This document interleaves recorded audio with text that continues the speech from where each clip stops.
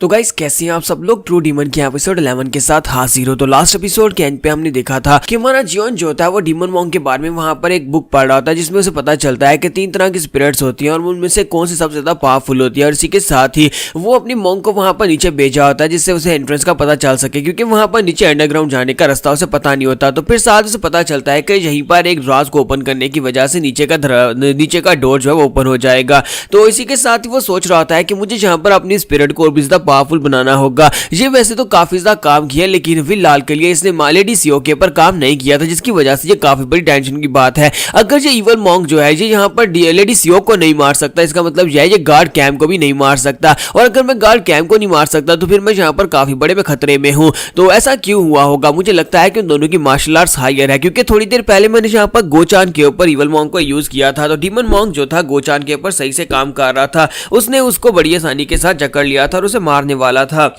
वो लगता है कि मुझे यहाँ पर अपनी स्पिरिट को यानी अपने डीमन मॉन्क को और भी ज्यादा पावरफुल बनाने की जरूरत है। और इसी के साथ ही जब वो अगले पेज को खुलता है तो उसके ऊपर लिखा होता है कि यहाँ पर एक ग्रीन कलर की स्पिरिट होती है। तो जो स्पिरिट ग्रीन कलर की होती है वो बहुत ज्यादा खतरनाक होती है। वो इतनी पावरफुल होती है कि वो किसी मार्शल आर्टिस्ट को बड़ी आसानी से मार सकती है। ये पढ़ने के बाद वो बहुत ज्यादा खुश हो जाता है और कहता है कि इसका मतलब यह है कि अब मुझे यहाँ पर एक ग्रीन कलर की स्पिरिट की जरूरत है। और साथ ही वो बुक को बंद करता है और कहता है कि चलो फिलहाल के लिए यहाँ पर अंडरग्राउंड में चलते हैं, क्योंकि उसने दरवाजा ओपन कर लिया होता है। तो वो वहां पर एक लालटेन पकड़ता है और वहीं पर सीढ़ियां उतरते हुए नीचे की तरफ जाता है और कहता है कि सबसे पहले जाकर पैट्रियार्च की सील और साथ में सीक्रेट मैनुअल ढूंढते हैं। तो सीढ़ियां उतरते हुए वो नीचे की तरफ जा रहा है। तो वो जो चैम्बर होता है वो काफी ज्यादा गहराई में बनाया गया होता है, वहां पर काफी सारी सीढ़ियां होती हैं, वहीं पर उसे भी अंत दिखाई नहीं दे रहा होता। तो वो कहता है कि पता नहीं कौन जहां पर इतनी गहराई में खुदाई करता रहा और जाकर इतनी सीढ़ियां बनाई है, जो कि इतनी ज्यादा गहराई में अंडरग्राउंड टनल बनाने की क्या जरूरत थी। मुझे लगता है कि वो सीक्रेट मैनुअल जो कुछ ज्यादा ही खास होगा, जिसकी वजह से सभी लोग उसके पीछे लगे हुए हैं। और इसी वजह से इनके मैनर मास्टर ने भी इतनी ज्यादा मेहनत करने के बाद कुछ यहाँ पर इस जगह के ऊपर छपाया हुआ है। लेकिन मेरे पास यहाँ पर खोने को कुछ भी नहीं है और अगर मुझे यहाँ पर वो मिल जाए तो मुझे फायदा ही हो जाएगा। मैं देखना चाहता हूँ कि उस सीक्रेट मैनुअल के अंदर ऐसा क्या है जो कि मेरे काम आ सकता है, क्योंकि फिलहाल के लिए मेरा डीमन मॉन्क जो है वो भी गार्ड कैंप के ऊपर काम नहीं करेगा। तो फिर मुझे यहाँ पर सीक्रेट मैनुअल की जरूरत पड़ेगी, मुझे कुछ मार्शल आर्ट्स की टेक्निक की जरूरत है। फिर साथ उसके सामने वहां पर एक गेट अपीयर होता है।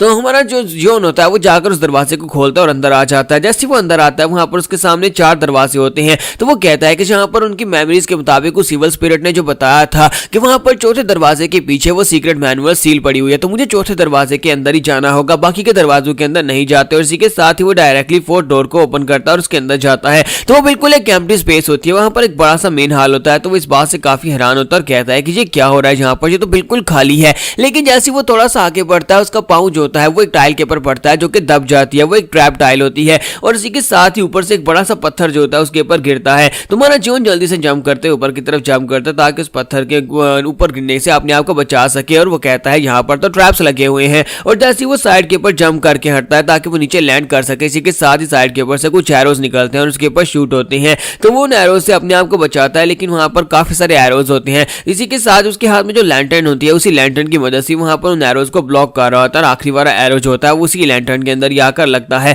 फिर साथ ही वहां पर साइड के ऊपर से एक बड़ी सी लकड़ी निकल आती है जो कि रस्सियों के साथ बंधी होती है। वो भी स्विंग करती हुई उसके ऊपर अटैक करती है, लेकिन जंप करते हुए उसके ऊपर से आगे गुजर जाता है और कहता है लगता है कि सीक्रेट मैनुअल और सीक्रेट सील जो है बहुत ज्यादा खास है, जिसकी वजह से यहाँ पर इतनी मेहनत की गई है कि यहाँ पर इतने सारे ट्रैप्स बिछाए गए हैं। तो मुझे यहाँ पर इन सभी ट्रैप्स को पार करना ही होगा ताकि मैं जाकर वहां पर से वो सीक्रेट चीज ले सकूं। लेकिन मुझे नहीं लगता कि सिर्फ और सिर्फ सीक्रेट मैनुअल के लिए ये सारी मेहनत की गई है, वहां पर कुछ और भी हो सकता है जो कि उससे भी ज्यादा खास हो सकता है। और वहां पर एक नहीं बल्कि बहुत सारे ट्रैप्स होते हैं और बहुत सारी अच्छी अजीब और गरीब चीजें निकलती हैं जिनको वहां पर उसे अवॉइड करना पड़ता है। और हमारा जीवन उन सभी के सभी ट्रैप्स को अवॉइड करते हुए आगे की तरफ बढ़ता जाता है और कहता है कि आज मुझे जहां पर कोई भी नहीं रोक सकता, मैं इन सभी ट्रैप्स को पार करके वहां पर पहुंच कर रहूंगा। और फाइनली जो होता है उन सभी ट्रैप्स को अवॉइड करने के बाद जो बड़ा सा हाल होता है उसको पार करके दूसरी तरफ निकल आता है, जहां पर उसके सामने एक और दरवाजा होता है। और उसको पार करने के बाद जब वो अंदर आता है तो वहां पर ऐसे होता है जैसे कोई लिविंग एरिया होता है। तो उसे देखकर वो काफी ज्यादा हैरान होता है और कहता है कि जहां पर अंडरग्राउंड के अंदर लगता है कोई यहाँ पर रहता भी था,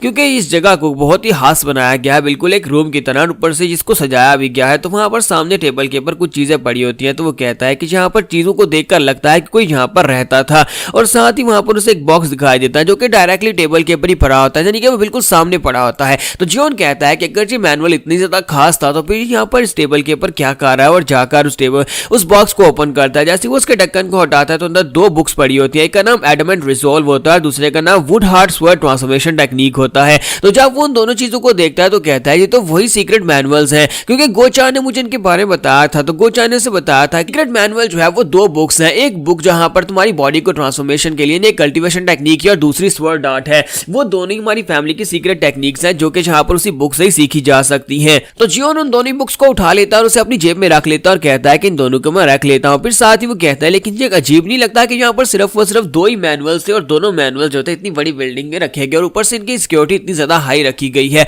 मुझे लगता है कि जहाँ पर इन मैनुअल्स के अलावा कुछ और भी, और साइड के ऊपर उसे एक और बॉक्स दिखाई देता है। तो वो कहता है कि वहां पर वो बॉक्स क्या कर रहा है। इसी के साथ ही वो आगे बढ़ता है और कहता है कि मुझे लगता है कि जहाँ पर इस बॉक्स को खींच कर जहाँ पर रखा गया है, क्योंकि वहां पर नीचे उस बॉक्स से खींचने के निशान होते हैं। तो वो कहता है लेकिन जहाँ पर इसे खींच कर क्यों रखा क्या होगा। इसी के साथ ही जियोन जाता है और जाकर इस बॉक्स को धक्का देकर साइड के ऊपर कर देता है और कहता है मुझे लगता है कि इसके नीचे किसी चीज को छुपाया गया है। जैसे वो उस बॉक्स को यानी इस बड़े से बॉक्स को धक्का देकर साइड के ऊपर करता है तो वहां पर नीचे एक सीक्रेट डोर होता है, उसके ऊपर तलिस्मन लगाकर उसको बंद किया गया होता है। तो वो कहता है कि ये क्या, जहां पर तो एक और सीक्रेट डोर है, मुझे लगा ही था। और इसी के साथ ही वो तलिस्मन को उखाड़ता है और उस दरवाजे को ओपन करता है। जैसे वो उसको ओपन करता है तो वो सिर्फ एक छोटा सा गड्ढा होता है और उसके अंदर भी एक बॉक्स पड़ा होता है और उस बॉक्स के ऊपर भी तलिस्मन लगे होते हैं और उसको बंद किया गया होता है। तो वो कहता है कि जहां पर तो एक और छोटा बॉक्स पड़ा हुआ है, इस मिस्टीरियस बॉक्स के ऊपर भी चार्म्स लगे हुए हैं, लेकिन इसके अंदर क्या हो सकता है। मुझे लगता है कि यही वो चीज है जिसको यहाँ पर असल में छुपाया जा रहा है, क्योंकि इसके अंदर से बहुत ही खतरनाक ऑमनियस एनर्जी निकल रही है। और वो एक एक करके उसके ऊपर से तलिस्मन हटाना स्टार्ट करता है। जैसे वो उसके ऊपर से तलिस्मन हटाता है और उस बॉक्स को ओपन करता है, वहां पर जबरदस्त एनर्जी निकलती है और उसकी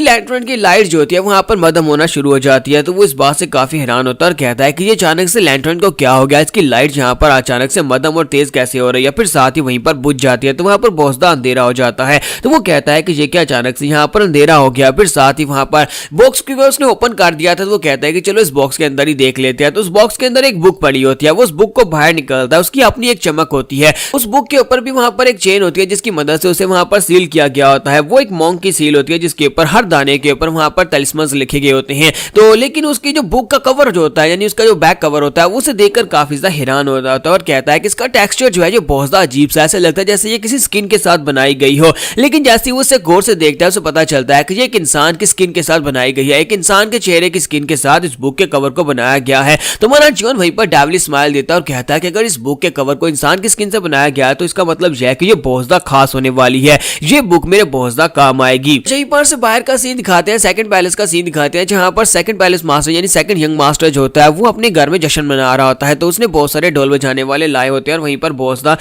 जश्न मनाया जा रहा था और साथ ही वो ड्रिंक पी रहा होता है, क्योंकि गार्ड कैंप जो होता है उसकी साइड के ऊपर आ गया होता है। उसने आकर उसे हाथ मिला लिया होता है, जिसकी वजह से सेकंड यंग मास्टर बहुत ज्यादा खुश होता है और उसे लगता है कि बहुत ही जल्दी वो यहाँ पर नया सक्सेसर चूज हो जाएगा, बहुत ही जल्दी यहाँ पर नया पैट्रियार्च बन जाएगा। वो सभी लोगों से कहता है कि सभी लोग यहाँ पर एंजॉय करो, क्योंकि बहुत ही जल्दी मैं तुम सभी लोगों का मैनर मास्टर बनने वाला हूँ। तो यहाँ पर हम लोग अपनी एपिसोड 11 का एंड करेंगे। नेक्स्ट एपिसोड में देखेंगे कि वो सीक्रेट स्किन वाली बुक जो है उसके अंदर से क्या निकलने वाला है और उसके अंदर क्या लिखा हुआ है। तो एपिसोड की एक्सप्लेनेशन अच्छी लगी हो तो कमेंट करके जरूर बताइएगा, वीडियो को लाइक करना मत भूलिएगा। Thank you.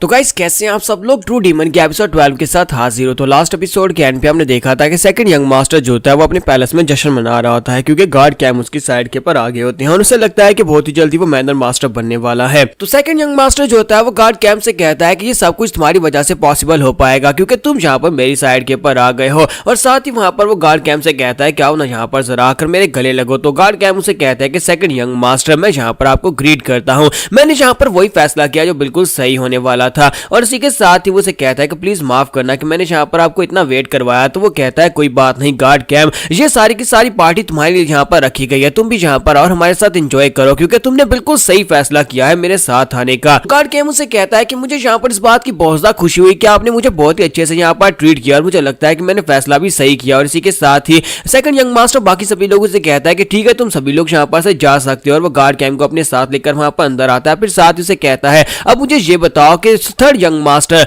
उसकी मार्शल आर्ट्स की एबिलिटीज क्या वाकई में वो चली गई है। तो गार्ड कैम उसे कहता है कि हाँ उसकी एबिलिटीज चली गई है, क्योंकि अंदर से वो सब कुछ जानता होता है। वो बिल्कुल भी ये नहीं बताना चाहता कि उसने यहाँ पर असली वाले थर्ड यंग मास्टर को मार दिया और इस वक्त जो बंदा यहाँ पर है वो फेक है, लेकिन उस फेक के पास कल्टीवेशन नहीं है, उसके पास कोई मार्शल आर्ट्स की टेक्निक्स नहीं है। तो वो सोच रहा था कि मैंने इसे यहाँ पर सच बता दिया तो फिर यहाँ पर मेरी नौकरी जा सकती है या फिर मुझे जान से मार दिया जाएगा, क्योंकि मैंने यहाँ पर थर्ड यंग मास्टर की रक्षा करनी थी लेकिन मैं उसको बचा नहीं पाया। अब मुझे यहाँ पर फेक को बलि का बकरा चढ़ाना होगा और मैं यहाँ पर उसके बारे में सब कुछ बताऊंगा कि उसके पास मार्शल आर्ट्स नहीं है और सेकंड यंग मास्टर से मरवा देगा और इसकी तरह यहाँ पर ये मसला हल हो जाएगा और मैं बिल्कुल भी नहीं फंसूंगा। और गार्ड कैम उसे कहता है कि यंग मास्टर ये बात वाकई में सच है कि वो इस वक्त कोई मार्शल आर्ट्स की टेक्निक यूज नहीं कर सकता, फिलहाल के लिए उसके पास कोई मार्शल आर्ट्स नहीं है। सेकंड ब्रदर कहता है कि वो तो पहली बेवकूफ था और ऊपर से अब यहाँ पर उसके पास कोई भी मार्शल आर्ट्स की ट्रेनिंग भी नहीं बची, उसकी सारी की सारी मार्शल आर्ट्स उससे चली गई है। इसका मतलब यह है कि अब वो यहाँ पर सक्सेशन कंपटीशन से बाहर होने वाला है। तो पहली यहाँ पर फोर्थ यंग मास्टर और थर्ड यंग मास्टर दोनों बाहर हो गए तो सिर्फ और सिर्फ हम दो लोग ही बचते हैं।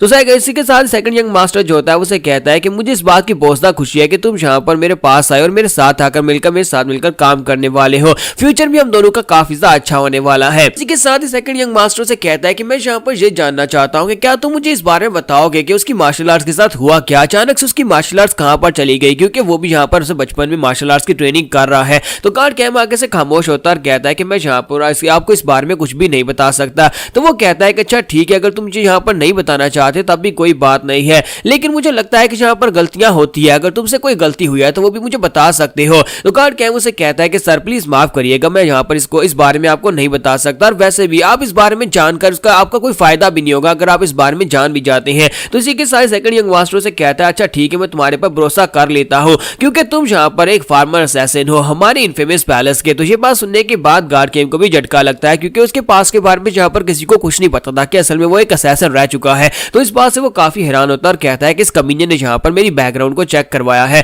तो सेकंड यंग मास्टर कहता है कि गार्ड कैम क्या मैंने यहाँ पर कुछ गलत कहा। तो इसी के साथ ही वो आगे बढ़ता है और उसे कहता है कि मुझे लगता है कि ये तुम्हारा एक सीक्रेट है और तुम यहाँ पर अपने सीक्रेट को अपने पास रख सकते हो, अगर चाहो तो मुझे बता सकते हो, मैं दोनों सीक्रेट्स को संभाल कर रखूंगा। तो गार्ड कैम बेचारा आगे से फिर से वहीं पर खामोश हो जाता है। तो सेकंड यंग मास्टर से कहता है तो फिर ठीक है, तुम यहाँ पर से फिलहाल के लिए जा सकते हो, जब तुम्हारी जरूरत होगी मैं तुम्हें बुला लूंगा। और इसी के साथ ही गार्ड कैम जो होता है वहां पर से चला जाता है। जब वो जा रहा होता है तो सेकंड यंग मास्टर अपने गार्ड से कहता है कि मुझे लगता है कि जो बंदा यहाँ पर कुछ ना कुछ तो छुपा रहा है, मुझे लगता है कि यहाँ पर थर्ड यंग मास्टर के बारे में उसने ठीक ही कहा होगा कि उसकी मार्शल आर्ट चली गई है, लेकिन हम लोग इसके ऊपर भरोसा नहीं कर सकते। वो चो इलसेंग से कहता है कि जाओ जाकर तुम चेक करके आओ। तो वो से कहता है कि तुम्हें वहां पर जाना और जाकर चेक करके आना है कि क्या वाकई में वहां पर उसकी मार्शल आर्ट्स की सारी ट्रेनिंग चली गई है, क्या वो अभी मार्शल आर्ट्स को यूज कर सकता है या नहीं। तो लगता है कि तुम ये मिशन पूरा कर लोगे। तो चो इलसेंग उसे कहता है कि यंग मास्टर क्या मुझे सिर्फ और सिर्फ जाकर चेक करके आना है या फिर मुझे कुछ और भी करना है। तो सेकंड यंग मास्टर से कहता है कि अब यहाँ पर मेरी बात को समझो ना, वहां पर जाने के बाद अगर तुम्हें पता चले कि उसकी मार्शल आर्ट चली गई है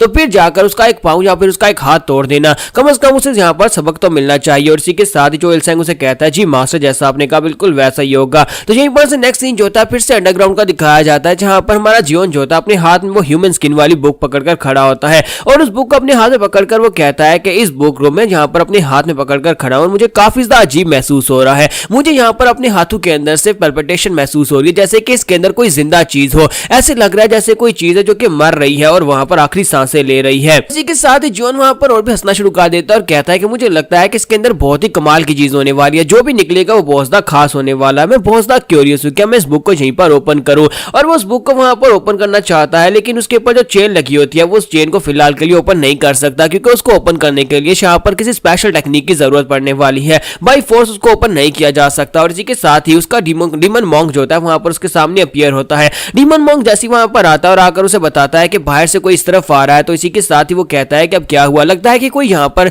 इसी तरफ आ रहा है तो मुझे जल्दी से जल्दी बाहर जाना होगा। लेकिन साथ ही वो डीमन मॉन्क की तरफ देख रहा है कि डीमन मॉन्क उस बुक को देखने के बाद बहुत ज्यादा घबरा जाता है, उस बेचारे के पसीने छूट रहे होते हैं। तो हमारा जियोन कहता है कि अब इसको क्या हो गया, ये खुद यहाँ पर एक येलो कलर की स्पिरिट है लेकिन जी यहाँ पर इस बुक को देखकर डर है, इसका मतलब यह है कि इस बुक के अंदर जो भी है वो येलो स्पिरिट से भी ज्यादा पावरफुल होने वाला है। तो इसका मतलब यह है कि मेरे हाथ में यहाँ पर एक जैकपॉट लग गया है, अगर मैंने इसके अंदर छुपी हुई स्पिरिट को बाहर निकाल लिया तो फिर मेरे हाथ में एक बहुत ही पावरफुल वेपन आ जाएगा। तो जियोन उसको वापस उसी बॉक्स के अंदर रखता है और उस बॉक्स में तो उसको वहां पर से उठा लेता है और उसे अपने साथ लेकर वहां पर से बाहर आ जाता है और कहता है इसने यहाँ पर बताया कि बाहर कोई आ रहा है जो कि मेरे लिए ट्रबल काज कर सकता है, चलो देखते हैं कि यहाँ पर अब किसने किसको भेजा है और आखिर उसको मुझसे क्या चाहिए। और इसी के साथ ही वो वहां पर से बाहर निकल आता है। तो जब वो वहां पर से बाहर आ जाता जाता है तो यहीं पर का सीन दिखाते हैं कि इल सेंग जो होता है वो बड़ी तेजी के साथ उसके रूम की तरफ जा रहा होता है। तो वो एक पेड़ के ऊपर जाकर बैठ जाता है उनके रूम के बाहर, और वहां पर देखता है कि गोचान वहां पर जो पहरा दे रहा होता है, लेकिन उस बेचारे को भी नींद आ रही होती है। तो वो कहता है कि गोचान यहाँ पर बाहर क्या कर रहा है। लगता है कि यंग मास्टर जो है वो अंदर कुछ ना कुछ सीक्रेट कर रहा है, जिसकी वजह से उसने गोचान को स्पेशली यहाँ पर पहरा देने की ड्यूटी दी है ताकि कोई भी अंदर आकर उसे डिस्टर्ब ना कर सके। इसी के साथ ही वो जंप करते हुए खिड़की के बाहर जाकर खड़ा हो जाता है और अंदर की तरफ देखता है। जैसे ही वो अंदर देखता है तो इसी के साथ उसे दिखाई देता है कि यंग मास्टर तो वहां पर सो रहा है। तो जॉन अपने बिस्तर के ऊपर सो रहा होता है। तो वो कहता है कि ये तो यहाँ पर सो रहा है, मुझे तो लगा था कि यहाँ पर अंदर कुछ ना कुछ कर रहा होगा, जिसकी वजह से गार्ड गोचान को इसने बाहर ड्यूटी पेपर लगाया हुआ है। इसके साथ ही वो आगे बढ़ता है, उसे टेबल के ऊपर पड़ी हुई एक बुक दिखाई देती है। तो वो कहता है कि ये क्या यहाँ पर एक बुक पड़ी हुई है, लेकिन जैसे वो उस बुक को उठाता है तो उसे झटका लगता है क्योंकि वो सीक्रेट मैनुअल में से एक बुक होती है। तो वो कहता है कि ये क्या, ये बुक यहाँ पर क्या कर रही है, इस बुक को तो यहाँ पर नहीं होना चाहिए था, ऐसा बिल्कुल भी नहीं हो सकता, ये तो वाकई में असली बुक है। इस लड़के के पास ये बुक आई कहां से। फिर साथ ही वो कहता है कि ये बात ज्यादा इंपॉर्टेंट नहीं है, लेकिन अब जबकि इसके पास बुक है तो फिर मैं इस बुक को उठा लेता हूँ, मैं सेकंड यंग मास्टर को जाकर ये बुक दूंगा, उनके लिए बहुत ज्यादा खास होने वाली है और इस बात से बहुत ज्यादा खुश हो जाएंगे। एक बार जब बुक उनके पास चली गई तो उसके बाद हमारी जीत तो यहाँ पर पक्की है और हमारे सेकंड यंग मास्टर यहाँ पर सक्सेसर बनने वाले हैं। लेकिन इसी के साथ से पीछे से बहुत ही ऑमिनियस एनर्जी महसूस होती है क्योंकि हमारा जियोन उठकर उसके पीछे खड़ा होता है और इसी के साथ ही वो उसके सर के ऊपर अपना हाथ रखता है और उसके सर को वहीं पर टेबल के ऊपर पटक कर मारता है। जैसे वो उसका सर वहां पर टेबल के ऊपर पटकता है उस बेचारे की नाक टूट जाती है। तुम्हारा जियोन उसे कहता है कि अब बताओ तुम आधी रात के वक्त यहाँ पर मेरे बेडरूम के अंदर क्या कर रहे हो, कहीं तुम्हें नींद तो नहीं आ रही, क्या तुम मेरे साथ सोने के लिए आए हो। जबकि इल सेंग वहां पर सोच रहा होता है कि ये कमीना ये यहाँ पर नौटंकी कर रहा था, मुझे लगा कि ये वाकई में सो रहा है। और इसी के साथ ही हमारा जियोन जो होता है उसके सर को बार बार टेबल के ऊपर पटकता है और कहता है अब यहाँ पर तुमने मेरी नींद खराब कर ही दिया है तो फिर मैं तो क्यों ना तुम्हें हमेशा के लिए नींद में सुला दूं। और इसी के साथ ही जब वो बार बार उसका सर वहां पर पटकता है तो इल सेंग कहता है कहीं ये पागल तो नहीं हो गया, ये तो क्या कर रहा है, ये मेरा सर वहां पर बार बार पटक रहा है। और उस बेचारे की नाक की हड्डी टूट जाती है और इसी के साथ ही वहीं पर बेहोश हो जाता है। बेहोश होने के बाद जब उसकी आंखें खुलती है तो बेचारा उल्टा लटका होता है और हमारा जियोन उसके सामने बैठा होता है। तो उसको उसने उल्टा रस्सी के साथ लटका दिया होता है, ऊपर उसने बांधा होता है और वो बेचारा लटक कर वहां पर चिल्ला रहा होता है और कहता है ये तुम क्या कर रहे हो। तुम्हारा जियोन अपने पास एक नाइफ निकालता और कहता है कि टॉर्चर करने का टाइम आ चुका है,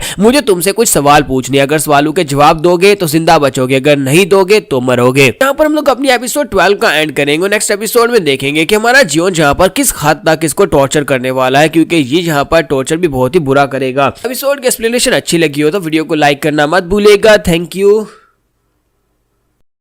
तो गाइस कैसे हैं आप सब लोग। ट्रू डीमन के एपिसोड 13 के साथ हाजिर हो। तो जहां पर हमारा टॉर्चर स्टार्ट होने वाला है क्योंकि लास्ट एपिसोड के एंड पे हमने देखा था कि चो इल संग जो कि हमारे जियोन को मारने के लिए आया था, हमारे जियोन ने उसे पकड़ लिया था और उसे उल्टा लटका कर उसे टॉर्चर करने वाला है। तो यहीं पर एक बैकग्राउंड का सीन दिखाता है कि जब हमारा जियोन जो था उसे बहुत ही बुरी तरह से वहां पर टेबल के ऊपर पटक पटक कर नीचे गिराकर बेहोश कर देता है और उसे उठाकर वहां पर से लेकर आ रहा था टॉर्चर करने के लिए। तो गोचान उसे कहता है कि ये क्या, ये तो चो इल संग है। तो हमारा जियोन उसे कहता है क्या तुम इसको जानते हो। वो कहता है हाँ मैं इसको जानता हूँ, तो सेकंड यंग मास्टर का पर्सनल गार्ड है। तो ये बात सुनने के बाद वो उसे कहता है तो सेकंड यंग मास्टर वो यहाँ पर क्या करने के लिए इसको भेजेगा, तुम्हें क्या लगता है कि उसने यहाँ पर से मुझे मारने के लिए भेजा होगा। तो इसके साथ ही गोचान उसे कहता है कि मैं इस बारे में श्योर नहीं हूँ कि उसने यहाँ पर इसे क्यों भेजा होगा, लेकिन इस बंदे ने यहाँ पर मास्क पहना हुआ था, इसका मतलब यह है कि यहाँ पर कोई सीक्रेट काम करने के लिए आया होगा। हो सकता है कि असैसिनेशन मिशन के लिए आया हो या फिर हमारी बुक्स को चोरी करने के लिए आया हो। तुम्हारा जियोन कहता है चलो फिर ठीक है इसी के पास से पूछ लेते हैं। वो उसे अपने कंधे के ऊपर उठा लेता है और कहता है कि मैं इसे लेकर जा रहा हूँ इसे पूछने के लिए। लेकिन गोचान उसे कहता है कि यंग मास्टर प्लीज इसको टॉर्चर मत करना है, इसको टॉर्चर नहीं कर सकते। तो हमारा जियोन उसे कहता है क्यों, मैं इसको टॉर्चर क्यों नहीं कर सकता। तो उसे कहता है कि सेकंड यंग मास्टर बहुत ज्यादा कमीना है, अगर आपने यहाँ पर इसको टॉर्चर किया जो उसका पर्सनल गार्ड है और उसे अपने लोगों की बहुत ज्यादा परवाह रहती है, अगर उसके बंदे को तुमने यहाँ पर टॉर्चर किया तो वो यहाँ पर तुमसे बदला जरूर लेगा। और इसी के साथ ही हमारा जियोन आगे बढ़ता है, उसका हाथ पकड़ता है, उसका हाथ मोड़ते हुए कहता है कि अपनी बकवास बंद करो, तुम यहाँ पर मेरे बारे में क्या सोचते हो कि मैं किस किस्म का इंसान हूँ, क्या तुम्हें लगता है कि सेकंड यंग मास्टर मुझसे ज्यादा जालिम हो सकता है। और इसी के साथ ही उसे लेकर वहां पर से दूसरे रूम की तरफ चला जाता है, जबकि गोचान वहीं पर बैठा बेचारा चिल्लाता रह जाता है और कहता है कि ऐसा मत करो, ऐसा मत करो, सेकंड यंग मास्टर तुम्हारा दुश्मन बन जाएगा और तुमसे बदला लेगा। फिर साथ ही वहीं पर लेट जाता है और कहता है कि छोड़ो मुझे क्या, तुम दोनों लड़ो आपस में, जो मर्जी मरता है, मुझे इस बात से क्या ही फर्क पड़ता है। वैसे मुझे लगता है कि ये सिर्फ और सिर्फ जाकर उसको टॉर्चर ही करेगा और उसे जान से नहीं मारेगा, क्योंकि मैंने उसको वार्निंग दे दिया है कि ये सेकंड यंग मास्टर का पर्सनल गार्ड है। और इसी के साथ ही वहीं पर खामोश हो जाता है और कहता है कि वो मार भी सकता है क्योंकि ये भी एक कमीना है। इसी के साथ साथ ही नेक्स्ट सीन जो होता है वो अंदर का दिखाया जाता है, जहां पर हमारा जियोन जो होता है अपना नाइफ लेकर बैठा होता है और उसी के साथ ही जो इंसान को होश आ जाती है वो उसे कहता है कि मेरे हाथ खोलो। तो हमारा जियोन उसे कहता है नहीं, मैं तुम्हारे हाथ क्यों खोलूंगा। तो वो उसे कहता है क्योंकि तुम मेरे हाथ इसलिए खोलने वाले हो क्योंकि तुमने मेरा चेहरा देख लिया और तुम्हें पता है कि मैं चो इल्सांग हूँ और मैं सेकंड यंग मास्टर का पर्सनल गार्ड हूँ। अगर तुमने मुझे नहीं छोड़ा तो सेकंड यंग मास्टर यहाँ पर आएंगे और आने के बाद में बहुत ही बुरी तरह से पीटने वाले हैं, इसलिए चुपचाप यहाँ पर से मुझे जाने दो। मुझे पता है कि तुम्हारे पास यहाँ पर सीक्रेट मैनुअल्स हैं, सीक्रेट मैनुअल्स हमारे पास पहले से आ चुके हैं और सीक्रेट मैनुअल जो है वो सेकंड यंग मास्टर को दे दो। तो यहाँ पर उनके सामने मैं तुम्हारे लिए भीख मांगूंगा कि वो तुम्हारी जान बख्श दें और इस तरह तुम बच जाओगे। जबकि साथ ही वो अंदर से और साथ ही चो इल्सांग अंदर से वहां पर सोच रहा होता है कि अगर मैं यहाँ पर इसको डरा देता हूँ तो उसके बाद हो सकता है कि ये मुझे छोड़ दे, मुझे यहाँ पर सेकंड यंग मास्टर के कार्ड को यूज करना होगा। जबकि हमारा जियोन उसे कहता है कि बहुत सा मजा आने वाला है। तो वो कहता है कि इस बात का क्या मतलब है। जियोन उसे कहता है कि मुझे लगता है कि यहाँ पर बहुत सा मजा आने वाला है। मेरा बड़ा ब्रदर यहाँ पर अपने सबॉर्डिनेट को भेजता है मेरे पास से चीजें चोरी करने के लिए या फिर मुझे जान से मारने के लिए, लेकिन तुम यहाँ पर ऐसी सिचुएशन में इस तरह से टफ बनने की एक्टिंग कर रहे हो जैसे कि तुम्हें लगता है कि तुम्हारे पास अपर हैंड और तुम यहाँ पर से बचकर जा सकते हो। और इसी के साथ ही हमारा जियोन उठकर खड़ा होता है और कहता है कि अच्छा ठीक है, मैं यहाँ पर तुम्हें खोल देता हूँ। इसी के साथ ही वो उसकी रस्सी काटना शुरू कर देता है। जबकि इल्सांग उसे कहता है ये बहुत ही अच्छा फैसला है कि तुमने यहाँ पर बहुत ही सोच समझकर फैसला किया। मैं जाकर सेकंड यंग मास्टर के सामने तुम्हारी तारीफें करूंगा और उसके बाद वो तुम्हें जान से नहीं मारेंगे और तुम्हें यहाँ पर काफी ज्यादा एडवांटेज मिलने वाला है। और इसी के साथ ही वो उसके हाथ खोल देता है। तो चो इल्सांग के हाथ खुल जाते हैं, लेकिन क्योंकि वो उल्टा लटक रहा होता है तो उसके हाथ भी वहीं पर नीचे की तरफ लटक जाते हैं और इसी के साथ उसकी एक उंगली गायब हो जाती है। और इस बात से वो काफी हैरान होता है और कहता है कि ये क्या हुआ। और हमारा जियोन उसे कहता है कि मैं यहाँ पर तुमसे सवाल पूछूंगा और तुम्हें मेरे सवालों के जवाब देने होंगे। मैं यहाँ पर 5 सेकंड्स में एक सवाल तुमसे पूछूंगा और 5 सेकंड्स में हर सेकंड के साथ साथ तुम्हारी एक उंगली कटेगी, इसलिए तुम्हारे पास सिर्फ 5 सेकंड्स हैं, जल्दी जल्दी सवाल का जवाब देना। साथ ही वो उसकी कटी हुई उंगली उसके सामने करता है और कहता है कि ये देखो ना, ये किसकी उंगली है। और इसी के साथ ही वो कहता है कि यहाँ पर मैंने तुम्हें एक बहुत ही स्पेशल पॉइजन दिया है जिससे तुम पैरालाइज हो चुके हो। उस पॉइजन को मैंने अपने हाथों से बनाया है बहुत सारी जड़ी बूटियों को मिक्स करने के बाद। अब तुम्हें यहाँ पर बिल्कुल भी दर्द महसूस नहीं होने वाला, कम से कम 2 से 3 घंटे के लिए दर्द महसूस नहीं होगा। लेकिन जब यहाँ पर तुम्हारी सारी उंगलियां कट जाएंगी और एकदम से वो पॉइजन का असर खत्म हो जाएगा, उसके बाद तुम्हें यहाँ पर इतना दर्द होगा कि तुम कहोगे काश मैं मर गया होता। इसलिए अब यहाँ पर मेरे सवालों के जवाब देना स्टार्ट करो। सबसे पहला सवाल ये है कि मुझे ये बताओ कि तुम यहाँ पर क्या करने के लिए आए थे। मेरे सेकंड ब्रदर ने तुम्हें यहाँ पर मेरे रूम में क्यों भेजा था। और इसी के साथ उसे कहता है कि तुम्हारा टाइम यहाँ पर स्टार्ट हो चुका है। तो जैसे वहां पर वो एक कहता है, इसी के साथ जो इल्सांग कहता है कि जरा रुको, लेकिन इसी के साथ ही हमारा जो होता है उसका एक और उंगली उसकी काट देता है। तो वो उसे कहता है 1 सेकंड हो गया। और इसी के साथ उसे कहता है कि चलो जल्दी से आप बताओ, तुम्हारा दूसरा सेकंड होने वाला है। और साथ ही वो उसकी दूसरी उंगली काट देता है। जबकि इसी के साथ ही इल्सांग चिल्लाकर उसे कहता है कमीने कहीं कि यहीं पर रुक जाओ, मेरा यंग मास्टर तुम्हें नहीं छोड़ेगा। और साथ ही हमारा जियोन कहता है कि 3 और तीसरी उंगली भी काट देता है। और साथ ही वो कहता है कि 4, अब यहाँ पर तुम्हारी 4th उंगली और उसके साथ 4th उंगली काटने के बाद इल्सांग उसे कहता है रुको रुको, प्लीज रुक जाओ, मैं यहाँ पर बताता हूँ। तुम्हारा जियोन कहता है कि हाँ क्यों नहीं, चलो जल्दी से फिर बताना स्टार्ट करो, वरना अगली बार यहाँ पर तुम्हारे दूसरे हाथ की उंगलियां कटेंगी। तो इसी के साथ इल्सांग वहां पर उसे कहता है ठीक है, मैं तुम्हें सारी बात बताऊंगा। फिर साथ ही वो कहता है कि मुझे यहाँ पर सेकंड यंग मास्टर ने तुम्हें मारने के लिए नहीं भेजा था, बल्कि सिर्फ चेक करने के लिए भेजा था कि तुम्हारी मार्शल आर्ट्स की टेक्निक्स तुम्हारे पास है या नहीं, क्योंकि किसी ने हमें बताया कि तुम्हारी मार्शल आर्ट्स चली गई है। तो ये बात सुनने के बाद हमारा जियोन उसे कहता है अच्छा तो ये बात है। लगता है कि गार्ड कैम ने बड़ी जल्दी से यहाँ पर साइड को स्विच कर लिया, उसने मेरा साथ छोड़ दिया। और इसी के साथ ही वो उसे कहता है कि अब मैं यहाँ पर तुमसे एक दूसरा सवाल पूछने वाला हूँ, क्या गार्ड कैम ने यहाँ पर सेकंड यंग मास्टर से ये बात कही है। तो ये बात सुनने के बाद चो इल्सांग उसे कहता है हाँ गार्ड कैम ने यहाँ पर ये बात उससे कही है। तो जियोन कहता है कि वो वाकई में एक बहुत ही समझदार इंसान है जिसने यहाँ पर वक्त रहते ही अपना पासा बदल लिया और जल्दी से जाकर सेकंड यंग मास्टर से मिल गया है। जबकि इल्सांग वहां पर सोच रहा होता है कि इस लड़के को कैसे पता चला कि गार्ड कैम ने हमें धोखा दिया है। लगता है कि गार्ड कैम पहले इसकी साइड के ऊपर था और उसके बाद हमारी साइड के ऊपर आ गया है। कहीं दोनों आपस में एक दूसरे के साथ मिले तो नहीं है, कहीं दोनों का ये प्लान तो नहीं था कि मुझे यहाँ पर ल्योर करके मुझे मारा जा सके और सेकंड यंग मास्टर को नुकसान पहुंचाया जा सके। मुझे जल्दी से जल्दी यहाँ पर से जाना होगा, मुझे जाकर सेकंड यंग मास्टर को सारी की सारी बात बतानी होगी। जियोन उठकर खड़ा हो जाता है और उसे कहता है कि मेरे सवाल खत्म हो गए, अब मैं यहाँ पर तुम्हारा क्या करूँ। तो इसी के साथ इल्सांग उसे कहता है तो फिर मुझे जाने दो। तुम्हारा जियोन उसे कहता है कि नहीं, मैं तुम्हें कैसे जाने दे सकता हूँ। तो इसी के साथ ही उसे कहता है कि अब मैं यहाँ पर क्या करूँ। जब इल्सांग उसकी तरफ देखता है तो जियोन वहां पर डेडली आंखों के साथ उसकी तरफ देख रहा होता है, उसे लगता है कि वो इसे मार डालेगा।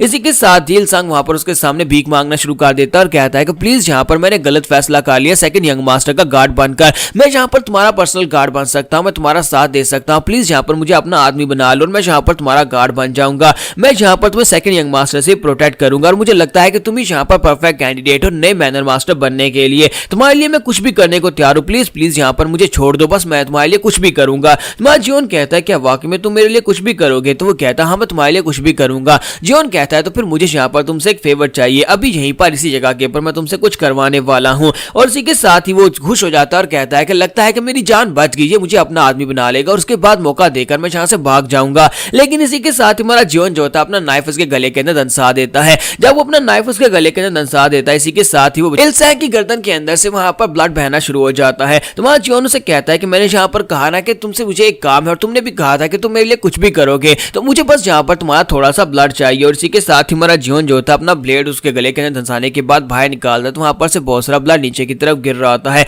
तो हमारा जियोन कहता है कि मुझे यहाँ पर तुम्हारा ब्लड चाहिए होगा, मुझे एक बुक को ओपन करना है। और इसी के साथ ही वो उस रिस्ट्रिक्टेड बॉक्स को उसके नीचे रख देता है और उस बॉक्स के अंदर ब्लड गिरना स्टार्ट हो जाता है। जियोन कहता है कि मैं इस बुक के ऊपर लगी हुई इस चेन को कितनी ही ताकत क्यों ना लगा लूं, लेकिन मैं उसे ओपन नहीं कर पा रहा था। मुझे लगता है कि इसको ओपन करने के लिए कोई और तरीका चाहिए था, इसी वजह से मैंने उस शामन की बुक को पढ़ा था। उस शामन की बुक के अंदर लिखा हुआ था अगर आप लोग यहाँ पर किसी इवल स्पिरिट की बुक को ओपन करना चाहते हैं तो उसके लिए आपको यहाँ पर किसी इम्प्योर चीज की जरूरत होती है, किसी इवल चीज की जरूरत होती है। और मुझे लगता है कि इस कमीने के ब्लड से ज्यादा इवल चीज क्या हो सकती है, इससे ज्यादा इम्प्योर चीज क्या हो सकती है। तो इल्सैंग का ब्लड जो होता है उस बुक के ऊपर गिर रहा होता है। तो नेक्स्ट एपिसोड में देखेंगे क्या ये बुक यहाँ पर ओपन हो जाएगी और उस बुक के अंदर से क्या निकलेगा, हमें नेक्स्ट एपिसोड में ही पता चलेगा। एपिसोड की एक्सप्लेनेशन अच्छी लगी तो कमेंट करके जरूर बताइएगा, वीडियो को लाइक करना मत भूलिएगा। Thank you.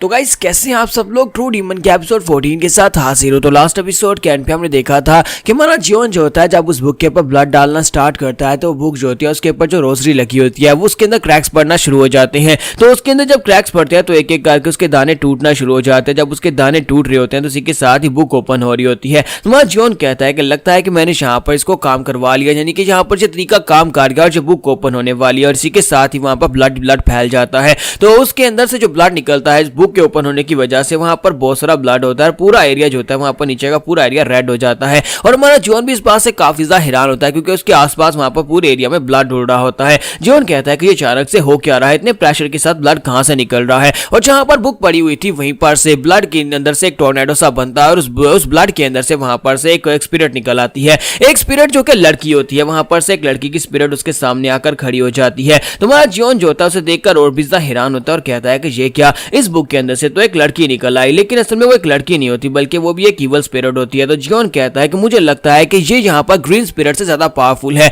मैंने उस बुक के अंदर एक 5th स्पिरिट के बारे में पढ़ा था, ग्रीन स्पिरिट से ज्यादा पावरफुल स्पिरिट जो होती है वो ब्लू स्पिरिट होती है और मुझे लगता है कि ये ब्लू स्पिरिट है। तो हमारा जियोन जो होता है वहां पर उसे देखने के बाद कहता है कि मैं तो यहाँ पर अपने लिए ग्रीन स्पिरिट को एक्सपेक्ट कर रहा था कि मुझे यहाँ पर से ग्रीन स्पिरिट मिल जाएगी तो उसके बाद मैं यहाँ पर गार्ड कैम और साथ में लेडी सियोक दोनों को हरा सकता हूँ। लेकिन अब तो यहाँ पर मैं काफी ज्यादा लकी हूँ कि मुझे एक ब्लू स्पिरिट मिल गई है। लेकिन इसी के साथ ही ब्लू स्पिरिट जो होती है इतनी आसानी के साथ उसकी फैमिलियर स्पिरिट नहीं बन सकती, इसी वजह से वो उसके ऊपर प्रेशर डालती है। तुम्हारा जियोन वहीं पर ग्राउंड के ऊपर गिर जाता है। तो ब्लू स्पिरिट उसे कहती है कि बेवकूफ इमॉर्टल्स, तुम्हें क्या लगता है कि तुम लोग यहाँ पर मेरे साथ ये सब कुछ कर सकते हो? तुम्हें क्या लगा था कि तुम यहाँ पर इसे ओपन करके मुझे अपना गुलाम बना लोगे? इसके साथ ही ब्लू स्पिरिट उसे कहती है कि तुम्हें अपनी सोल को त्यागना होगा ताकि मैं तुम्हारी बॉडी को पोजेस कर सकूं। और इसी के साथ उसे कहती है कि अब तुम्हारी बॉडी मेरी होने वाली है। जबकि हमारा जियोन वहां पर सोच रहा होता है कि 5th स्पिरिट जो होती है वो बहुत ज्यादा पावरफुल होती है। ब्लू स्पिरिट्स इतनी ज्यादा हेटफुल होती है कि वो यहाँ पर इस दुनिया में कई सेंचुरीज यानी कई सौ सालों से एग्जिस्ट कर सकती हैं। ये स्पिरिट्स होती है मेनली तब बनती हैं जब यहाँ पर कोई मरता है और उसके मरने के बाद उसका कोई बदला अधूरा रह जाए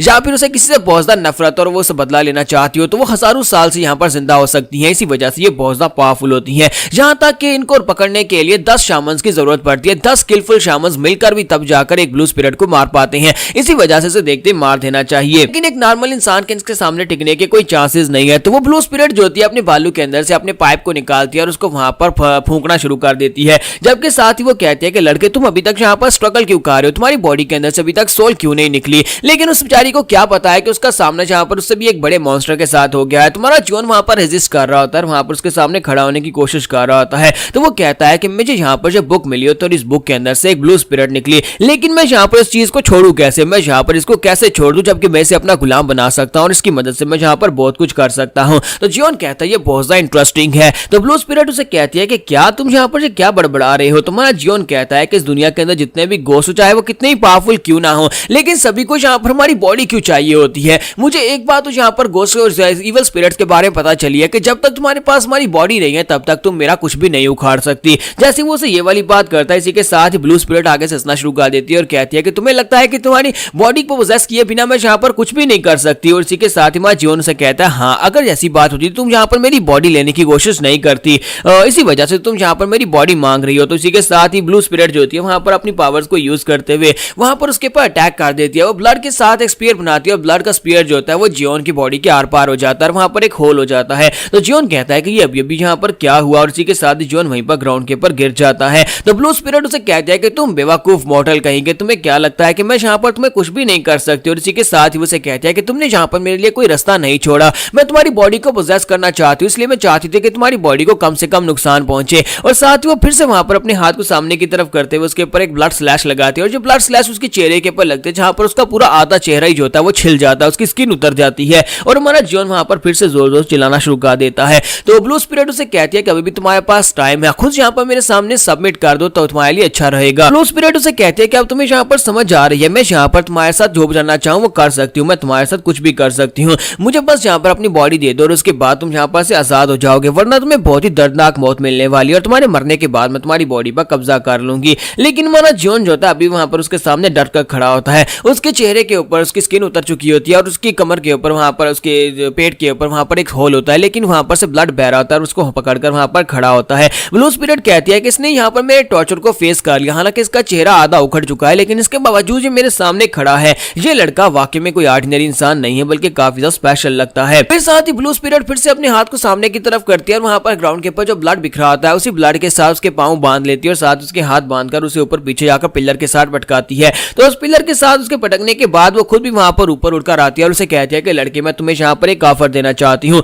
अगर तुम यहाँ पर मुझे अपनी बॉडी विलिंगली दे लेते हो तो मैं यहाँ पर तुम्हारी एक ख्वाहिश को पूरा करूंगी। तुम्हारा जियोन कहता है क्या तुम मेरी एक ख्वाहिश को पूरा करोगी, क्या तुम वाकई में यहाँ पर मेरी ख्वाहिश को पूरा कर सकती हो। तो वो कहती है कि हाँ मैं एक बहुत ही अच्छी स्पिरिट हूँ, इसी वजह से मैं यहाँ पर तुम्हारी एक ख्वाहिश को पूरा करूंगी। तो वो उसे कहती है कि यहाँ पर तुम्हारे साथ मैं यहाँ पर इसलिए ये कर रही हूँ क्योंकि मुझे तुम्हारी बॉडी सही सलामत चाहिए, वरना मुझे यहाँ पर फिर से किसी और की जाकर बॉडी को ढूंढना पड़ेगा। तुम्हारा जियोन उसे कहता कर मैं यहाँ पर तुम्हारी ऑफर को रिजेक्ट कर दूं तो फिर क्या होगा। तो वो कहती है फिर मैं तुम्हें मार डालूंगी और यहाँ पर और भी बहुत सारे इंसान है, मैं किसी और इंसान की बॉडी को ले लूंगी, लेकिन तुम यहाँ पर मर जाओगे। तुम्हारा जियोन उसकी बात सुनने के बाद कहता है तो फिर ठीक है, मेरी एक ख्वाहिश है। तो वो कहती है हाँ हाँ जल्दी से बताओ कि तुम्हारी क्या ख्वाहिश है, मैं तुम्हारी ख्वाहिश पूरी करूंगी। तो जियोन कहता है कि मेरी एक ख्वाहिश है कि मैं यहाँ पर तुम्हें अपनी फैमिलियर स्पिरिट बनाना चाहता हूँ, मैं चाहता हूँ कि तुम यहाँ पर मेरी गुलाम बन जाओ। और इस बात से ब्लू स्पिरिट और भी ज्यादा गुस्सा हो जाती है और कहती है बेवकूफ बच्चे, लगता नहीं है कि तुम इतनी आसानी से मेरी बात को मानने वाले। और इसी के साथ ही उसे कहती है कि अब यहाँ पर तुम मरोगे, और साथ ही वहां पर अपनी पावर्स को रिलीज करती है और कहती है कि ये सब कुछ तुम्हारी अपनी वजह से होने वाला है।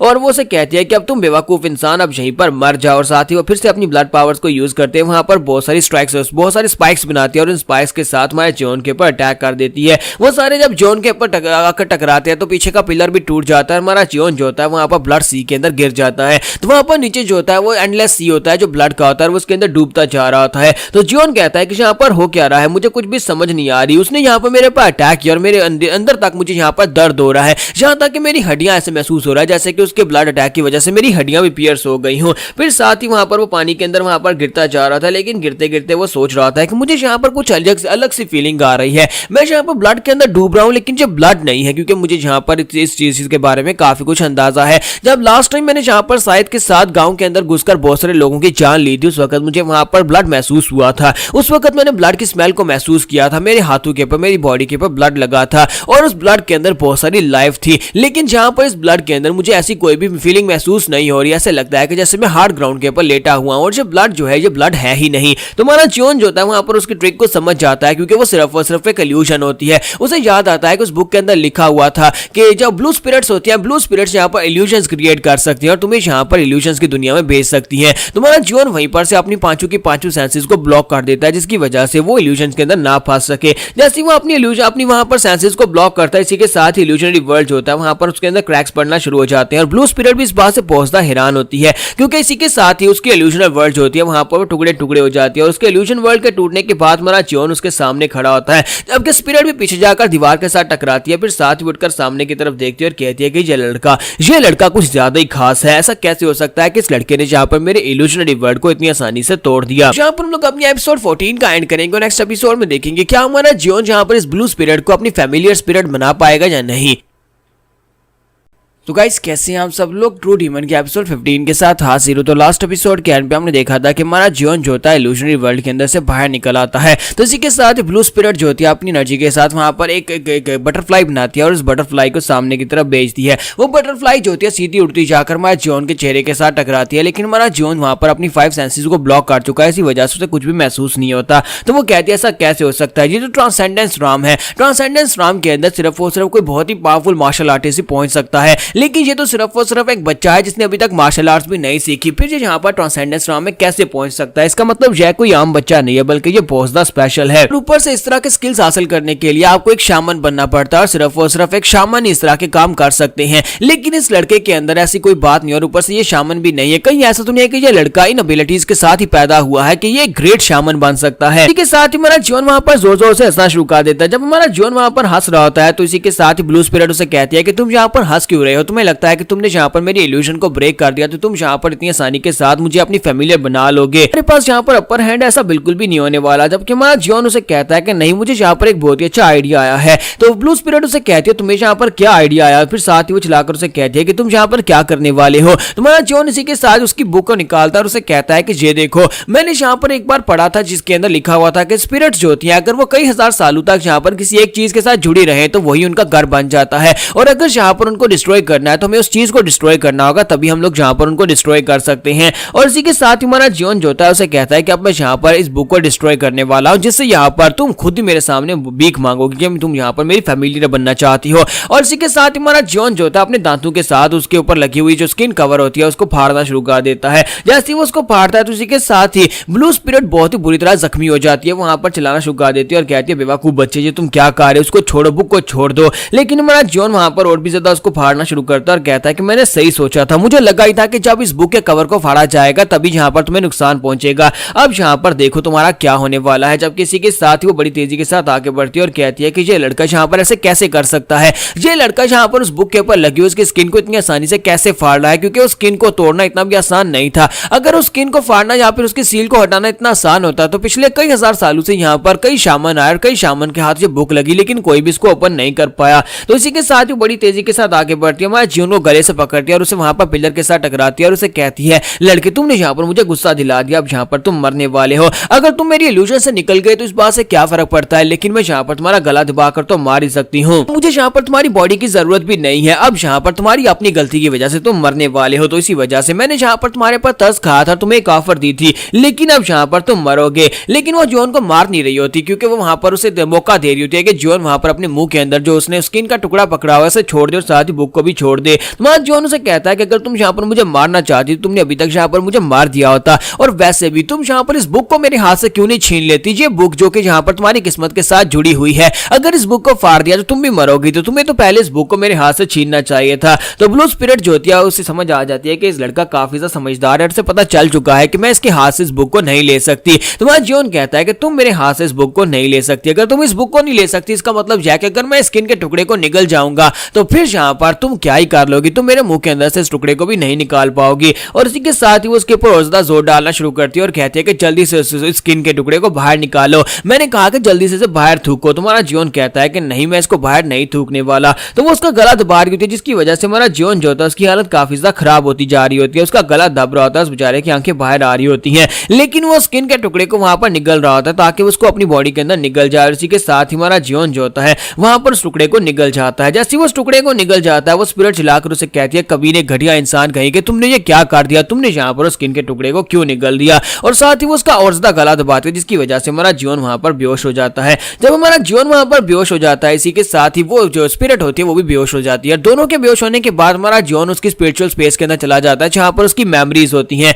तो उसकी मेमोरीज में जाने के बाद वो कहता है कि ये कौन सी जगह है, मैं कहां पर आ गया हूं। तो वहां पर हमारा जियोन के इर्द गिर्द बहुत सारी लाशें पड़ी होती है, इतनी लाशें होती हैं कि वो उनको गिन भी नहीं पा रहा होता। तो वो कहता है कि ये क्या क्या मैं यहाँ पर लाशों के समंदर में आ गया हूँ। फिर साथ ही से वहां पर ब्लू स्पिरिट दिखाई देती है जो कि अपने हाथ में तलवार लेकर बैठी होती है और उसके सामने एक थ्रोन होता है जहां पर एक एम्परर बैठा होता है। तो हमारा जियोन कहता है कि ये तो वही ब्लू स्पिरिट है, लेकिन ये यहाँ पर कर क्या रही है, लगता है कि अभी ये ब्लू स्पिरिट बनी नहीं है। और इसी के साथ ही वो लड़की जो होती है यानी ब्लू स्पिरिट जो होती है वो अपने कपड़े फाड़ती है और अपने कपड़े फाड़कर अपने हाथ को अपनी तलवार के साथ बांध लेती है और इसी के साथ ही वो एम्परर को चैलेंज करती है और कहती है कि चलो जल्दी से अब यहाँ पर आ जाओ। लेकिन हमारा जियोन उसकी कोई बात को समझ नहीं पा रहा होता क्योंकि वो काफी दूर होता है। वो कहता है कि मैं इनकी बातें सुन सुन नहीं पा रहा कि यहाँ पर उस बंदे से क्या कह रही है, लेकिन यहाँ पर इसे देखकर लगता है कि ये बहुत ज्यादा गुस्से में है और सामने वाले उस एम्परर को जो भी कुर्सी के ऊपर बैठा हुआ है उसे मार डालेगी। तो इसी के साथ ही ब्लू स्पिरिट जो होती है अपनी तलवार लेकर बड़ी तेजी के साथ आगे की तरफ बढ़ती है, जबकि वहां पर थ्रोन के ऊपर बैठा हुआ एम्परर जो होता है वो उसकी तरफ देखकर हंसता है, फिर साथ ही वो बड़ी तेजी के साथ आगे बढ़ता है। जैसे वो अपनी तलवार के साथ उसके ऊपर अटैक करने लगती है, एम्परर अपना हाथ आगे बढ़ाता है, उसकी बॉडी के अंदर धंसा देता है।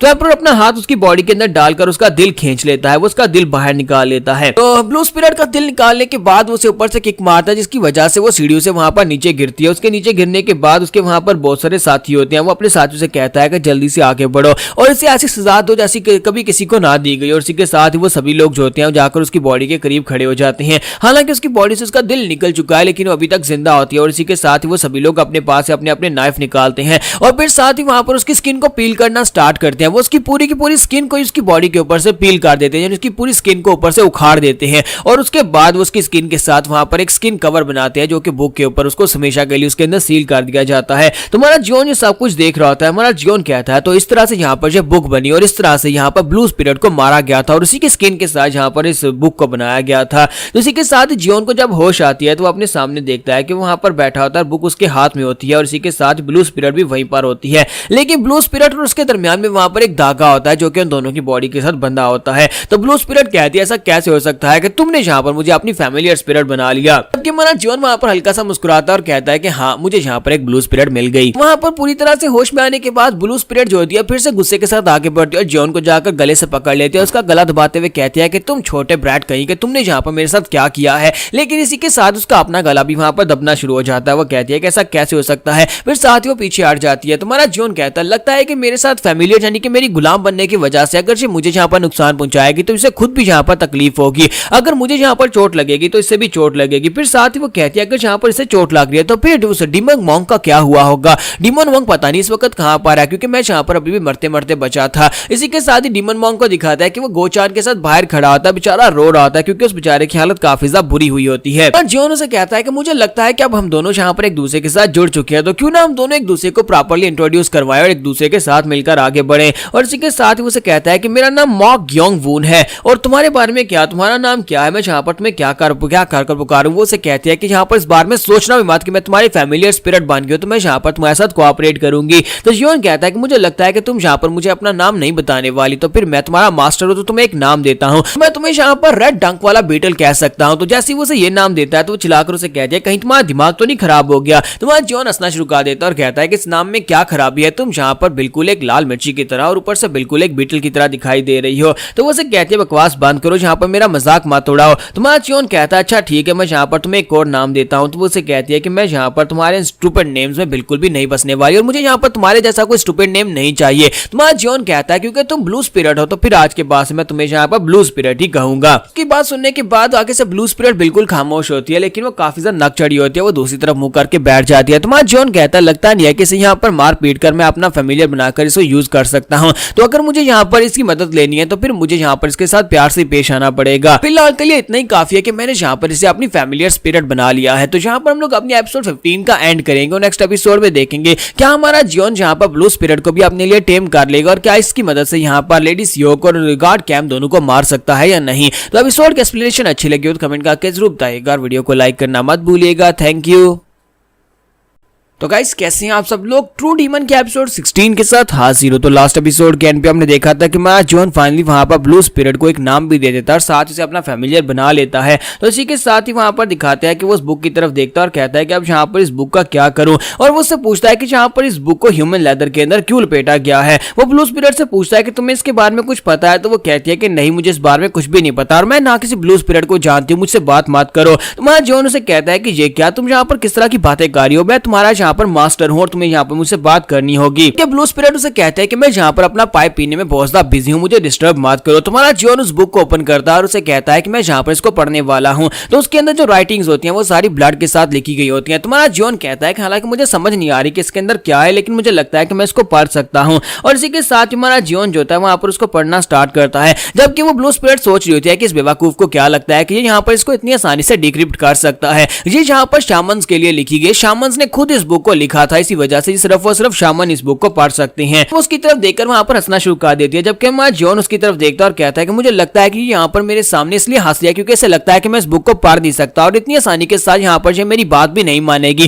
क्योंकि अगर मैं चाहूँ तो यहाँ पर जबरदस्ती से ये बुक पढ़वा सकता हूँ, लेकिन फिर हम दोनों का रिलेशन खराब हो जाएगा। इसी वजह से हमारा जॉन जो होता है वहाँ पर उसको पढ़ना स्टार्ट करता है। तो उसके अंदर जो लिखा होता है डिस्पेयर के हमें यहाँ पर दूसरों के माइंड्स के ऊपर रिलाई करना पड़ता है। यहाँ पर किसी चीज के ना होने के बावजूद भी यहाँ पर कोई ना कोई चीज मौजूद थी और साथ ही यहाँ पर तुम्हें कुछ दिखाई देता है तो असल में वो यहाँ पर है नहीं। जैसे जैसे वो यहाँ पर एन्चेंटमेंट्स को पढ़ रहा होता है, इसी के साथ ही ब्लू स्पिरिट जो होती है वो आगे की तरफ बढ़ी होती है, उसे रोकने की कोशिश करने वाली होती है, लेकिन एन्चेंटमेंट जो होती है वो आधे रास्ते में पहुंच चुकी होती है और वहां पर जबरदस्त एनर्जी निकलना शुरू हो जाती है। तो हमारा जॉन कहता है कि उसके आगे जो लफ्ज होता है वो लिखा होता है कि डीमन हमेशा यहाँ पर अच्छाई के रास्ते में आकर खड़े हो जाते हैं, लेकिन अल्टीमेट ब्लड के पास यहाँ पर पावर होती है इस सब को रिवर्स करने की। और जो उसकी एन्चेंटमेंट का जो आखिरी लफ्ज होता है, इसी के साथ हमारा जॉन के हाथ के अंदर जबरदस्त एनर्जी निकलती है और बुक जो होती है उसके हाथ के साथ चिपक जाती है। जॉन कहता है कि ये क्या हुआ, जो बुक मेरे हाथ के साथ क्यों चिपक गई है। तो इसी के साथ ही ब्लू स्पिरिट चिल्लाकर उसे कहती है ऐसा बिल्कुल भी नहीं हो सकता, बेवकूफ लड़के, तुम्हें ये सब कुछ कैसे पता है, तुमने यहाँ पर इस बुक के अंदर लिखी हुई एन्चेंटमेंट को कैसे पढ़ा है।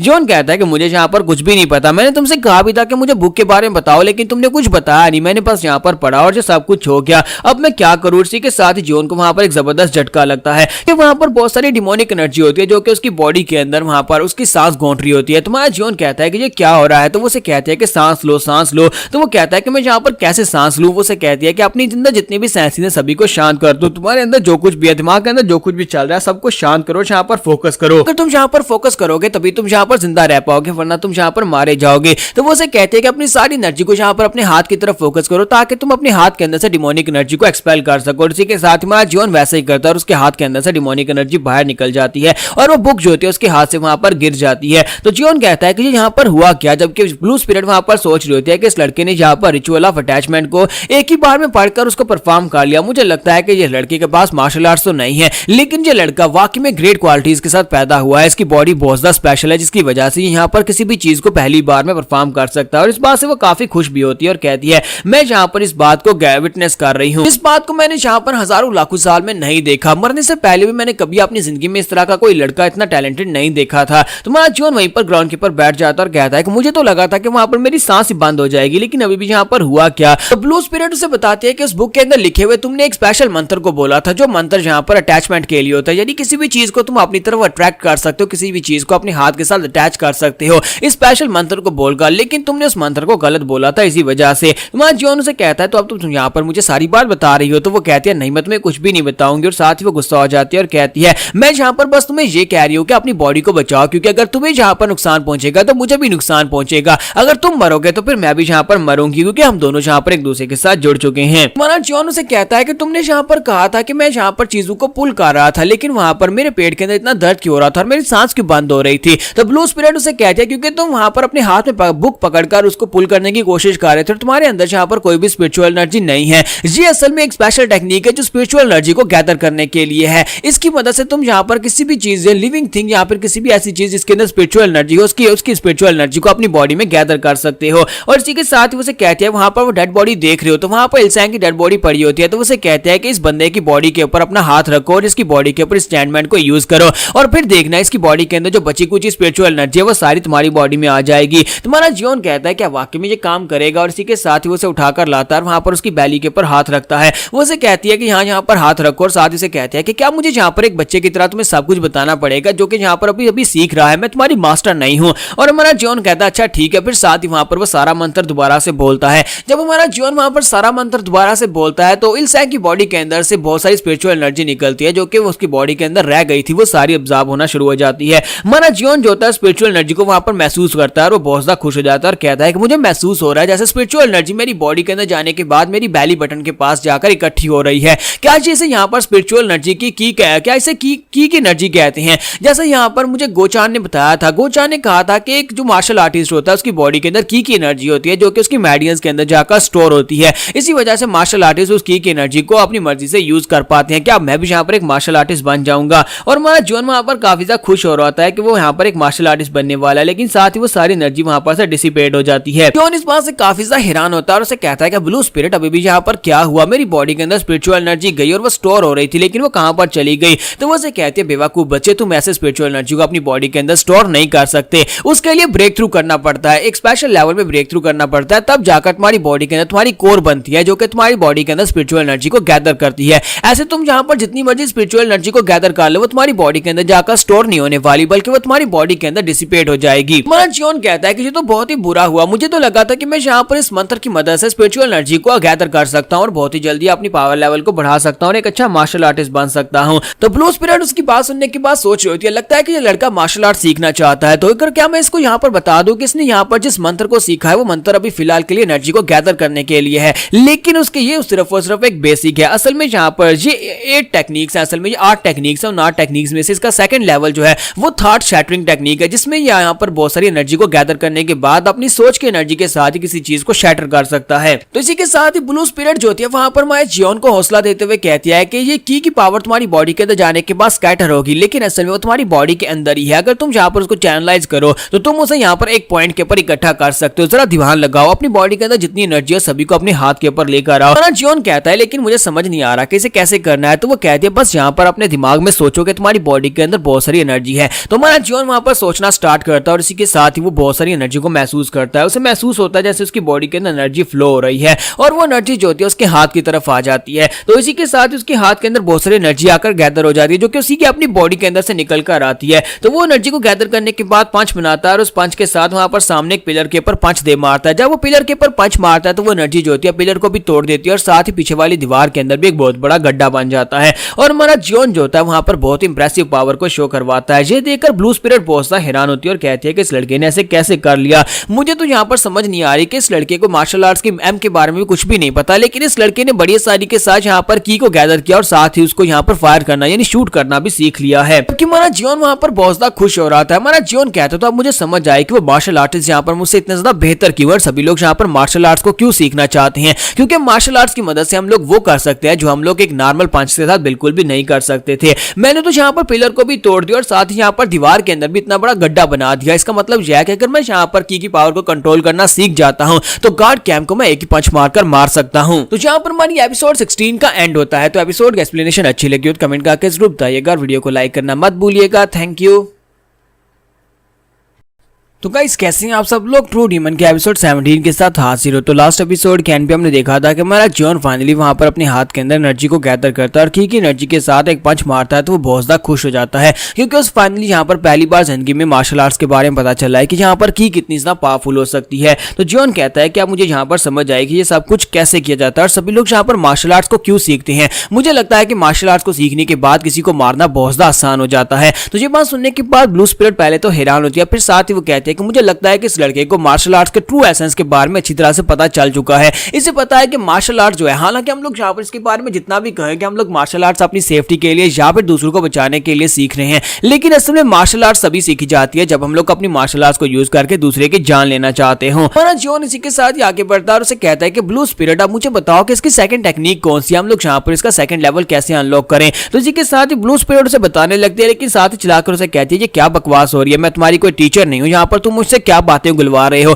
मैं यहाँ पर तुम्हें बिल्कुल भी नहीं बताऊंगी, तुम्हें एक बता दी इतनी ही काफी है, इसके बाद मैं तुमसे कोई बात नहीं करने वाली। और इसी के साथ वो पीछे की तरफ घूम जाती है और कहती है कि इस लड़के ने यहाँ पर मीठी मीठी बातें करके मेरे पास से 2 टेक्निक्स निकलवा ली और इसने मुझे यहाँ पर ये सब कुछ कहने पर मजबूर कर दिया। आज से पहले मैंने यहाँ पर कभी भी किसी डिसाइपल को नहीं सिखाया और ये यहाँ पर मेरी जिंदगी में पहला डिसाइपल है जिसकी मैं गुलाम हूँ। जियोन उसे कहता है कि ब्लू स्पिरिट प्लीज मेरी बात सुनो। तो वो कहती है नहीं, मुझसे बात मत करो। तो जियोन कहता है लगता नहीं है कि इतनी आसानी से मैं यहाँ पर इससे बात करवा पाऊंगा, फिलहाल के लिए इसके ऊपर जोर डालना ठीक नहीं है, जिस तरह चल रहा है इस तरह ठीक है। मेरे पास यहाँ पर मार्शल आर्ट्स की पहली लाइन आ चुकी है, बस मुझे यहाँ पर अपने आप को और ज्यादा स्ट्रॉन्ग बनाना है। साथ ही वहां पर वो सोच रहा था कि मेरे हाथ से यहाँ पर बहुत सारी डार्क एनर्जी क्यों निकल रही है। इसने कहा था कि सारी एनर्जी डेसिपेट हो जाएगी, लेकिन मेरी बॉडी के अंदर से ये ब्लैक कलर की एनर्जी क्यों निकल रही है जो कि शायद एब्जॉर्ब हो रही है। मैं इसे यही पूछना चाहता था कि ये यहाँ पर जा क्यों नहीं रही, ये स्कैटर क्यों नहीं हो रही। लेकिन मुझे नहीं लगता कि यहाँ पर इतनी आसानी से मेरे सवाल का जवाब देने वाली है क्योंकि वो नाराज होकर दूसरी तरफ मुंह करके खड़ी है। फिर साथ ही वो कहता है चलो छोड़ो, फिलहाल के लिए ऐसे सवाल नहीं पूछते। वैसे भी यहाँ पर मुझे चीजें खुद से समझने में काफी ज्यादा मजा आ रहा है और इसी के साथ ही वो कहता है कि ब्लू स्पिरिट चलो यहाँ पर से निकलते हैं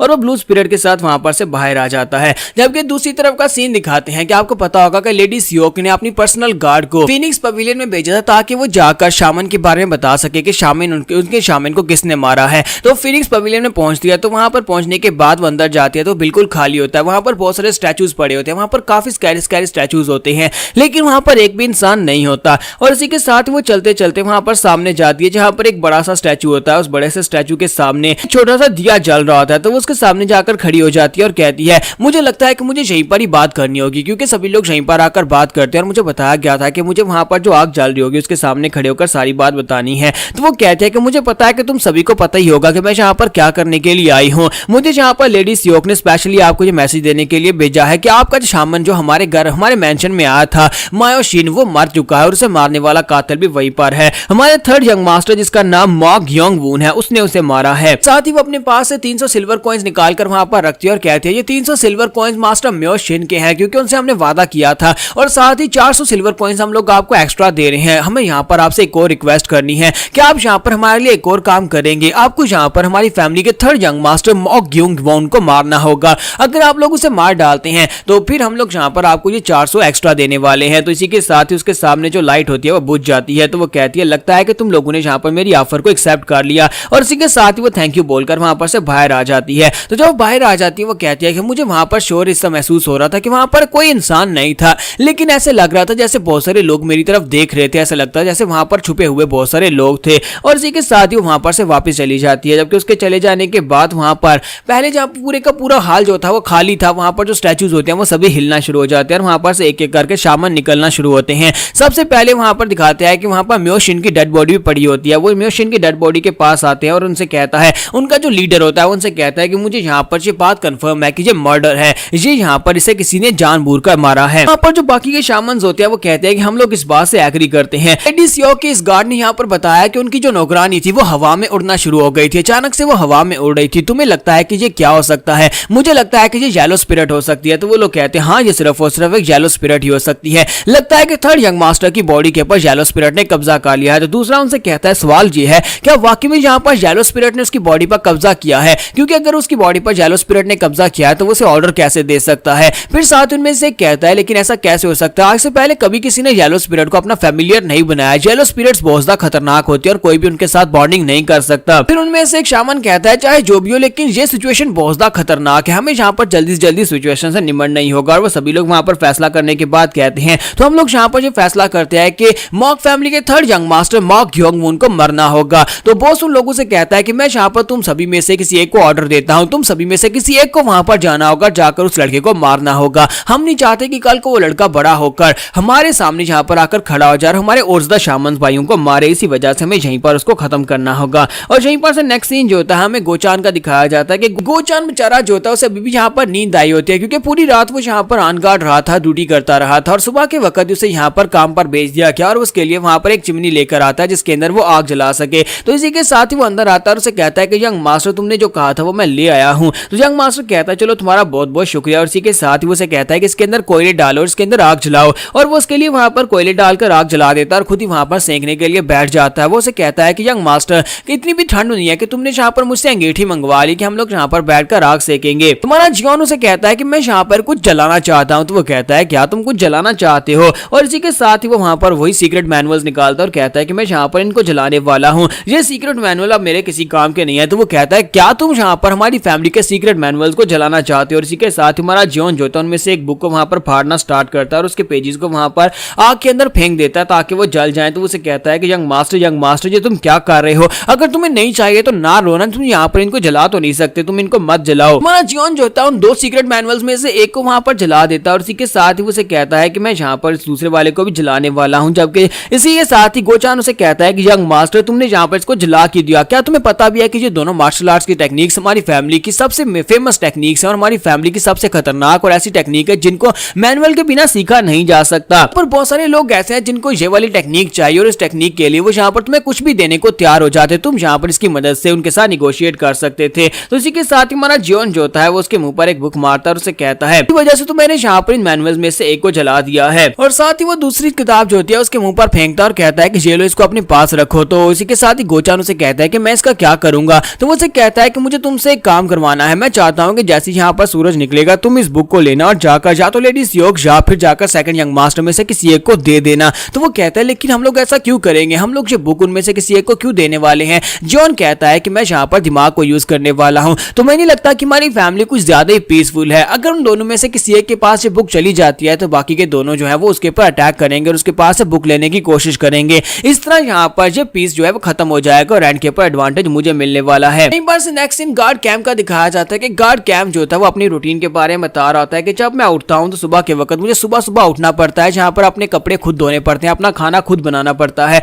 और उसके बाद मैं अपना बेड ठीक करता हूँ, फिर मैं यहाँ पर एक्सरसाइज करता हूँ, सफाइयाँ वगैरह करता हूँ, फिर साथ ही यहाँ पर अपनी रूटीन चेक करता हूँ कि डेली मुझे आज कौन सा काम करना है। जब मैं एक असेसन था तब से मैं यहाँ पर इसी रूटीन को फॉलो कर रहा हूँ। फिर साथ ही वो कहता है लेकिन अब से ये रूटीन चेंज होने वाली है क्योंकि अब मैंने यहाँ पर सेकंड यंग मास्टर से हाथ मिला लिया और बहुत ही जल्दी वो फैमिली का पैट्रियार्च बन जाएगा और जब फैमिली का पैट्रियार्च बन जाएगा मुझे यहाँ पर एक एल्डर बना दिया जाएगा और जब मैं एल्डर बन जाऊंगा मैं अपनी मर्जी से उठूंगा, अपनी मर्जी से सोऊंगा, यानी कि मेरी पूरी रूटीन चेंज होने वाली है, बल्कि मेरी पूरी जिंदगी ही चेंज होने वाली है। किसी के साथ एक लड़का वहां पर आता है और उसे कहता है गार्ड कैम इस वक्त सेकंड यंग मास्टर आपसे मिलना चाहते हैं और उन्हें आपको मिलने के लिए बुलाया है। तो गार्ड कैम जब उससे मिलने के लिए जाता है तो वहां पर से वापस आते वक्त उसके चेहरे के ऊपर खून लगाता है, वो काफी ज्यादा गुस्से में होता है और कहता है कि ये क्या बकवास हो रही है, आखिर ऐसा कैसे हो सकता है, ऐसा कैसे हो सकता है। यहाँ पर हम लोग अपनी एपिसोड 17 का एंड करेंगे और नेक्स्ट एपिसोड में देखेंगे गार्ड कैम को सेकंड यंग मास्टर ने क्यों मारा होगा और उसका ब्लड क्यों बह रहा है और वो इतना गुस्से में क्यों है। तो एपिसोड की एक्सप्लेनेशन अच्छी लगी हो तो लाइक करके जरूर बताइएगा। Thank you. तो गाइस कैसे हैं आप सब लोग। ट्रू डीमन के एपिसोड 18 के साथ हाजिर हो। तो लास्ट एपिसोड के एंड पे हमने देखा था कि मास्टर कैम जो होते हैं वो बुरी तरह से मार खाने के बाद वापस आ रहे होते हैं। तो यहाँ पर पास्ट का सीन दिखाता है कि वहाँ पर हुआ क्या था। तो मास्टर कैम को वहाँ पर सेकंड ब्रदर मिलने के लिए बुलाता है। जब उसे बुलाता है तो गार्ड कैम तो वहाँ पर बड़ी खुशी खुशी जाते हैं, शायद कोई काम होगा, लेकिन इसी के साथ वो गुस्से के साथ चिल्लाकर उसे कहता है कि तुमने क्या कहा था कि थर्ड यंग मास्टर की मार्शल आर्ट्स की एबिलिटीज चली गई हैं। अगर उसकी मार्शल आर्ट्स की एबिलिटीज चली गई है तो फिर बताओ कि मेरा पर्सनल गार्ड कहाँ पर है। चो इलसेंग अभी तक वापस नहीं आया, वो मिसिंग है। क्या तुमने यहाँ पर मुझे धोखा दिया? तुम्हारी हिम्मत कैसी हुई यहाँ पर मुझे बेवकूफ बनाने की? तो गार्ड कैम कहता है कि सर मैंने यहाँ पर आपसे झूठ नहीं बोला था, सेकंड यंग मास्टर में यहाँ पर सच बोल रहा हूँ, यहाँ पर कोई ना कोई प्रॉब्लम जरूर हो सकती है। इसी के साथ ही सेकंड यंग मास्टर वहां पर उसके पास एक प्याला पड़ा होता है, वो उसे उठाकर उसके सर में दे मारता है जिसकी वजह से उसकी ब्लीडिंग हो रही होती है। तो सेकंड यंग मास्टर चिल्लाकर उसे कहता है कि गार्ड कैम तुमने यहाँ पर मुझे झूठ बोला, अगर यहाँ पर चो इलसेंग वापस नहीं आया तो फिर बताओ कि इसका क्या मतलब हो सकता है। तुमने कहा था कि थर्ड यंग मास्टर की मार्शल आर्ट्स की पावर चली गई है, क्या मैं तुम्हें कोई बेवकूफ दिखाई देता हूं? जबकि वहां पर गार्ड कैम सोच रहा होता है कि अब मैं यहाँ पर क्या करूं। मुझे लगा था कि यहाँ पर ये सब कुछ ठीक रहेगा, लेकिन ये सब कुछ उल्टा कैसे हो गया। मैं इसे ये भी नहीं बता सकता कि वहां पर second young master sorry third young master जो है वो असली वाला नहीं है, बल्कि वहां पर एक फेक बैठा हुआ है। ये सब कुछ किसका काम है? मुझे लगता है कि उस कमीने ने ये सब कुछ किया होगा। मैंने अपनी जिंदगी को दांव पर लगाया और यहाँ पर अपने लिए दूसरे बंदे को चूज किया और उसके बाद से अब यहाँ पर सारे पत्ते बिखरते जा रहे हैं। मैं एक एल्डर बनने का सपना देख रहा था और मुझे लगता है कि अब यहाँ पर अगर इस तरह चलता रहा तो फिर ये सब कुछ हाथ से निकल जाएगा। तो इसी के साथ ही गार्ड कैम उसे कहता है कि सर प्लीज मुझे यहाँ पर थोड़ा सा टाइम दे, मैं चाहता हूँ जाकर आपके गार्ड चो इलसेंग को ढूंढ कर लाता हूँ। अगर मैं उसे नहीं ढूंढ कर ला पाया तो उसका मतलब यह है कि मैंने झूठ बोला। और अब यहाँ पर सेकंड यंग मास्टर से कहता है कि मैं यहाँ पर तुम्हें एक चांस क्यों दूं। तो इसी के साथ ही गार्ड कैम उसे कहता है कि सर मैं यहाँ पर अपनी राइट आर्म को आपके सामने स्वीयर करता हूँ कि अगर मैं यहाँ पर अपने आप को साबित नहीं कर पाया कि यहाँ पर सेकंड यंग मास्टर अपनी मार्शल आर्ट्स को खो चुका है और आपका चो इलसेंग वो कहीं और पा रहा है जहाँ पर मैं उसे ढूंढ कर नहीं ला पाया, तो आप मेरा दायां बाजू काट देना। बाजू के बिना मैं यहाँ पर कुछ भी नहीं कर सकता क्योंकि इसी की मदद से मैं यहाँ पर तलवार भी यूज करता हूँ। तो सेकंड यंग मास्टर से कहते तो फिर ठीक है मैं तुम्हें यहाँ पर एक मौका देता हूँ, लेकिन अफसोस कि अगर तुम यहाँ पर इस वादे को पूरा नहीं कर पाए तो फिर मैं तुम्हारा बाजू नहीं बल्कि तुम्हारी जान लेने वाला हूँ। तो गार्ड कैम जो होता है वो शर्मिंदा होकर वहां पर से बाहर आ जाता है और कहता है कि मुझे जाकर उसे ढूंढना ही होगा, मुझे जाकर उस कमीने थर्ड यंग मास्टर यानी कि जो फेक मैं वहां पर से पकड़ कर लाया था उस फेक को जाकर ढूंढना होगा, उसे पूछना होगा क्या है जो इलसेंग के साथ क्या हुआ है। गार्ड कैम वहां पर थर्ड यंग मास्टर के रूम की तरफ जा रहा था, साथ ही सोच रहा था कि जब से मैं यहाँ पर उस कमीने फेक जियोन को यहाँ पर लेकर आया हूं तब से कुछ भी यहाँ पर ठीक नहीं हो रहा। मुझे लगता है कि सब कुछ उसी कमीने के किया धरा है, मैं इस बार उसको बिल्कुल भी नहीं छोड़ने वाला, मैं जाकर उसे अच्छा सबक सिखाऊंगा। और इसी के साथ ही जैसे वो पवेलियन की तरफ आगे बढ़ आता है वहां पर से उसे दिखाई देता है कि गोचान जो होता है वो सामने की तरफ से आ रहा होता है। तो उसे देखते ही वहां पर पकड़ लेता है और कहता है कमीने कहीं कि तुम यहाँ पर क्या कर रहे हो। वो उसे गले से पकड़ लेता है और उसे कहता है कि तुम्हारी हिम्मत कैसी हुई यहाँ पर ये सब कुछ करने की और तुम यहाँ पर बाहर कहाँ पर जा रहे हो। मैंने तुमसे कहा था ना कि थर्ड यंग मास्टर के ऊपर नजर रखनी है, है और फिर तुम यहाँ पर मेरे ऑर्डर्स को डिसोबे कर रहे हो। तो वो कहता है कि नहीं सीनियर ब्रदर, ऐसा कुछ भी नहीं है, तुम यहाँ पर गलत समझ रहे हो।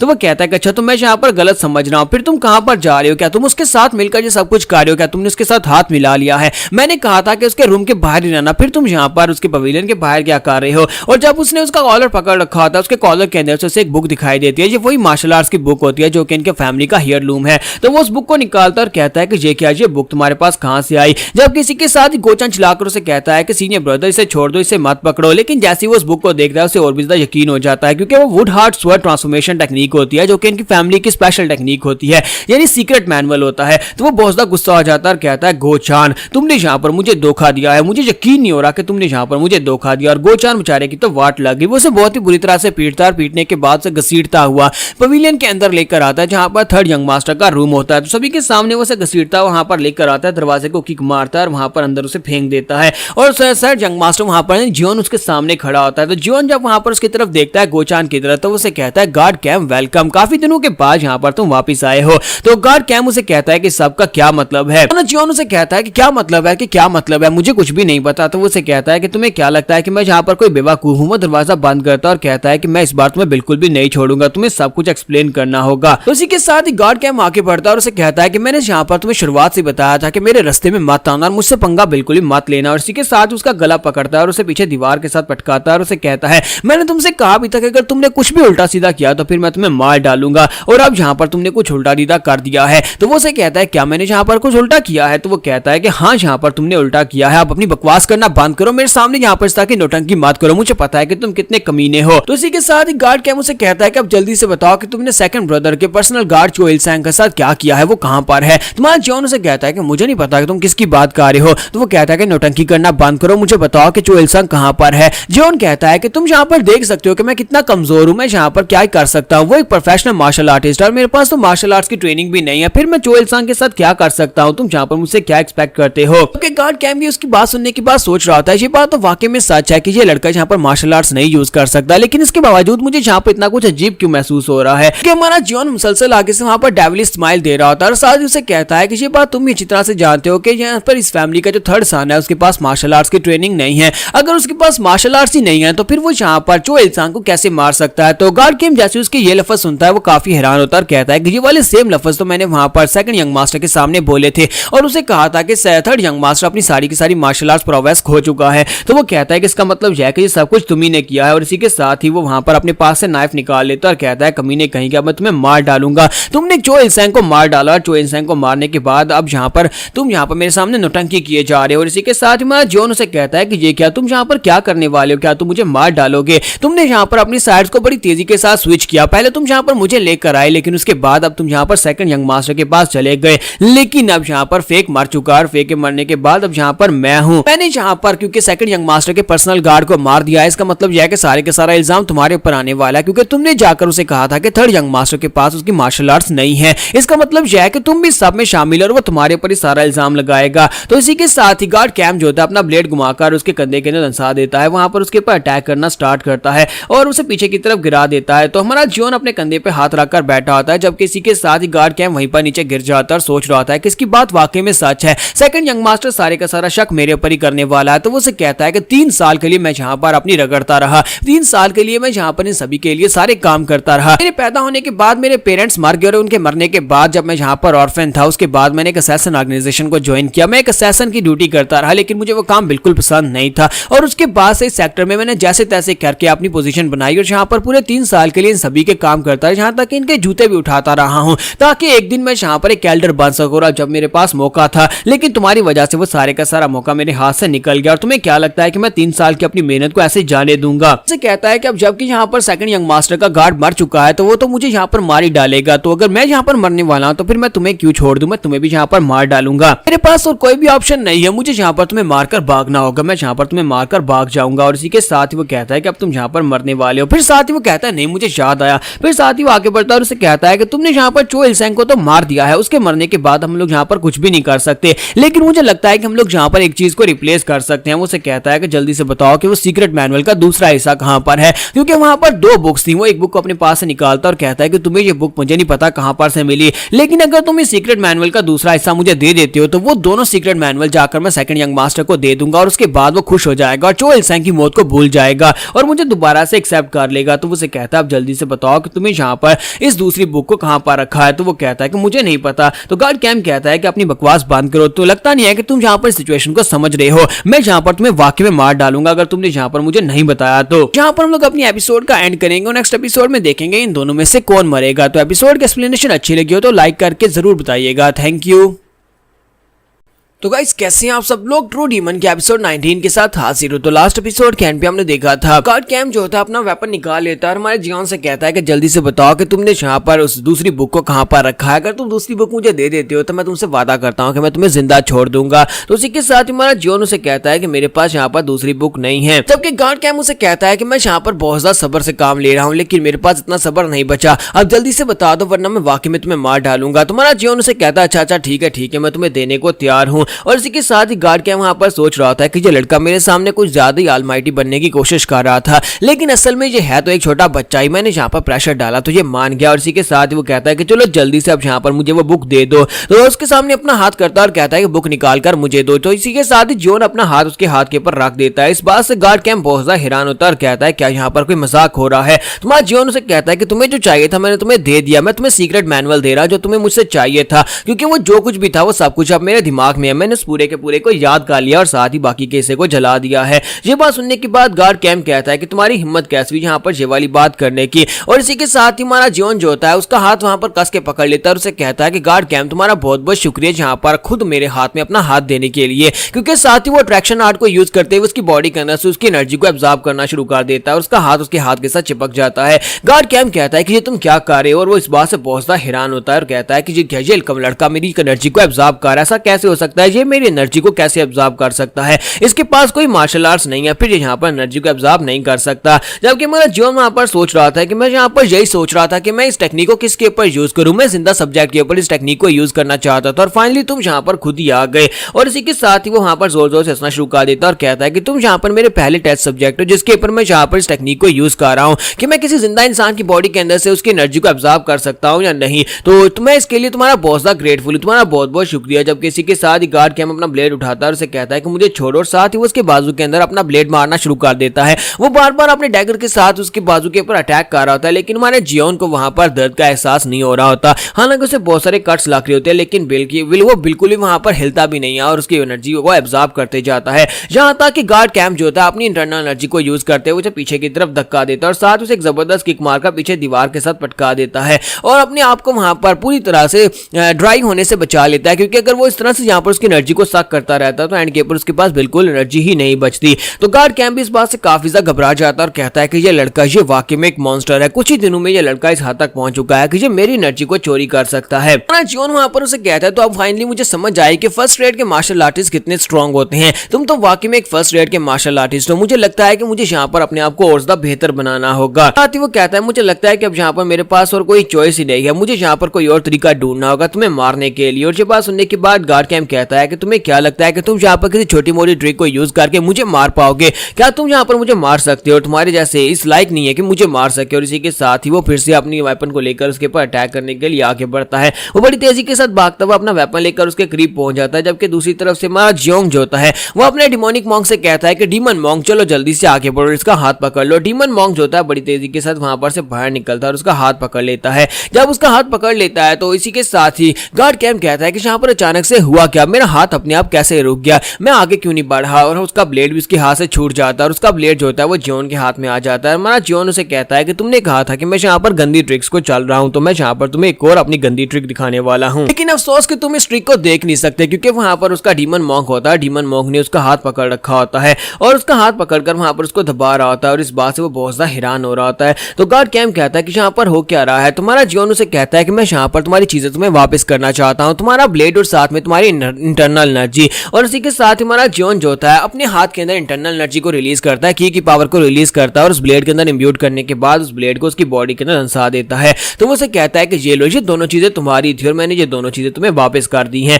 और गार्ड कैम वहीं पर जोर जोर से चिल्लाना शुरू कर देता है। डीमन मॉन्क साथ उसको वहां पर छोड़ देता है। डीमन मॉन्क के छोड़ने के साथ ही वो पीछे की तरफ फटना शुरू होता है, उसकी बॉडी से ब्लड बह रहा होता है और साथ ही वो कहता है कि मुझे जल्दी से जल्दी कुछ करना होगा। इस कमीने लड़के ने मेरी बॉडी के अंदर जहां पर ब्लेड धंसाया वो जगह बिल्कुल ही ठीक नहीं है, अगर अगर मैंने यहाँ पर गलती से गलत तरीके से यहाँ पर इस ब्लेड को बाहर निकाल दिया तो ब्लीडिंग की वजह से मैं मर भी सकता हूँ। इसी वजह से मुझे यहाँ पर कुछ और करना होगा, मुझे अपनी इंटरनल एनर्जी के साथ इंटरनल ब्लीडिंग को रोकना होगा। मुझे लगता है कि ये लड़का यहाँ पर किसी दूसरी दुनिया की पावर्स को यूज कर रहा है, इसी वजह से मेरा हाथ वहां पर रुक गया था। मुझे लगता है कि इसने यहाँ पर किसी डिमोनिक पावर को यूज किया है। मैं भी बहुत बड़ा बेवकूफ हूँ जो मैंने यहाँ पर थर्ड यंग मास्टर की जगह के ऊपर इस जैसे लड़के को यहाँ पर चूज किया। और मुझे यहाँ पर आने के बाद एक और बड़ी गलती ये होगी कि मैंने सेकंड यंग मास्टर का साथ दे दिया, जबकि मैं इस लड़के के साथ ही रहकर यहाँ पर वो सब कुछ अचीव कर सकता था। लेकिन अब जो होना था वो तो हो चुका है और इसी के साथ ही वो उसे कहते हैं चाहे कुछ भी हो जाए लेकिन तुम तो यहाँ पर मरने वाले हो, क्योंकि तुम्हारी बॉडी के अंदर मेरा दिया हुआ पॉइजन है और उस पॉइजन का तोड़ सिर्फ और सिर्फ मेरे पास है। अगर मैं यहाँ पर तुम्हें उसका एंटीडोट नहीं दूंगा तभी तुम यहाँ पर मरने वाले हो।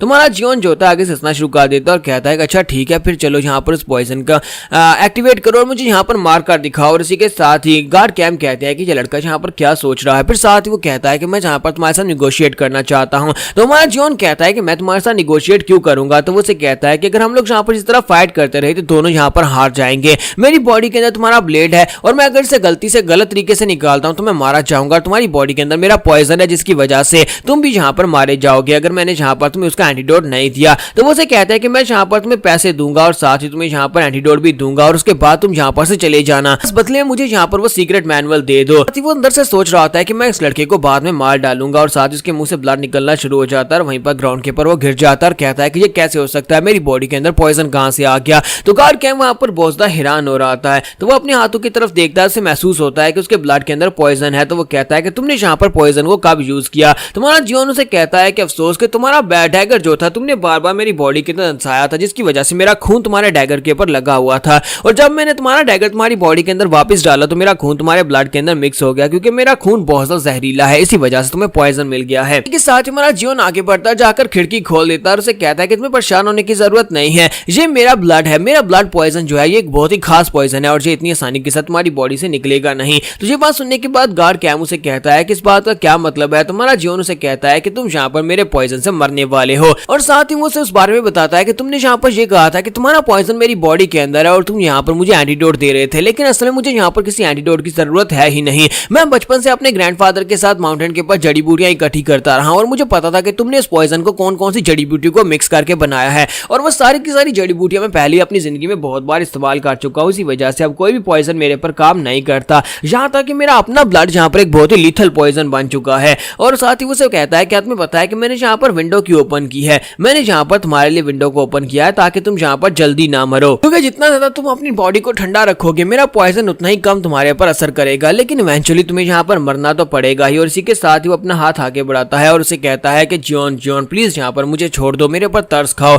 तुम्हारा जॉन से वहां पर भीख मांगना शुरू कर देता है और कहता है कि प्लीज यहाँ पर मेरे पर तरस खा लो, मुझे छोड़ दो, मैं यहाँ पर तुम्हारे सामने अपनी वफादारी साबित करूंगा। मैं कसम खाता हूँ कि मैं यहाँ पर तुम्हारा वफादार रखूंगा और मैं हमेशा तुम्हारा साथ दूंगा चाहे कुछ भी हो जाए। अगर तुम चाहो तो मैं यहाँ पर तुम्हारे जूते चाटने को भी तैयार हूँ, मैं कुछ भी करूंगा, लेकिन मुझे बचा लो, मुझे मरना नहीं है। तुम्हारा जॉन उसकी बात सुनने के बाद वहां पर उसे कहता है तुम्हारे जैसा एक इंसान जिसने यहाँ पर अपना पासा बदल लिया, तुम यहाँ पर मुझे अपने साथ लेकर आए और उसके बाद तुमने सेकंड यंग मास्टर का साथ देना शुरू कर दिया। इसका मतलब यह है कि तुम्हारे पर भरोसा नहीं किया जा सकता। हम लोग एक दूसरे के साथ मिलकर काम कर सकते थे, लेकिन अफसोस कि तुमने यहाँ पर मुझे धोखा दिया। और इसी के साथ ही वो उसी ब्लेड को दोबारा से उसकी बॉडी के अंदर दंसा देता है, जिसकी वजह से उसके मुंह के अंदर से और भी ज्यादा ब्लड निकलना शुरू हो जाता है। और इसी के साथ ही देखते ही देखते गार्ड कैम जो होता है वहीं पर ग्राउंड के ऊपर गिरता है और वहीं पर मर जाता है। तो गार्ड कैम वहीं पर मर जाता है और यहीं पर हमारी एपिसोड का एंड हो जाता है। तो वीडियो को लाइक करना मत भूलिएगा। Thank you.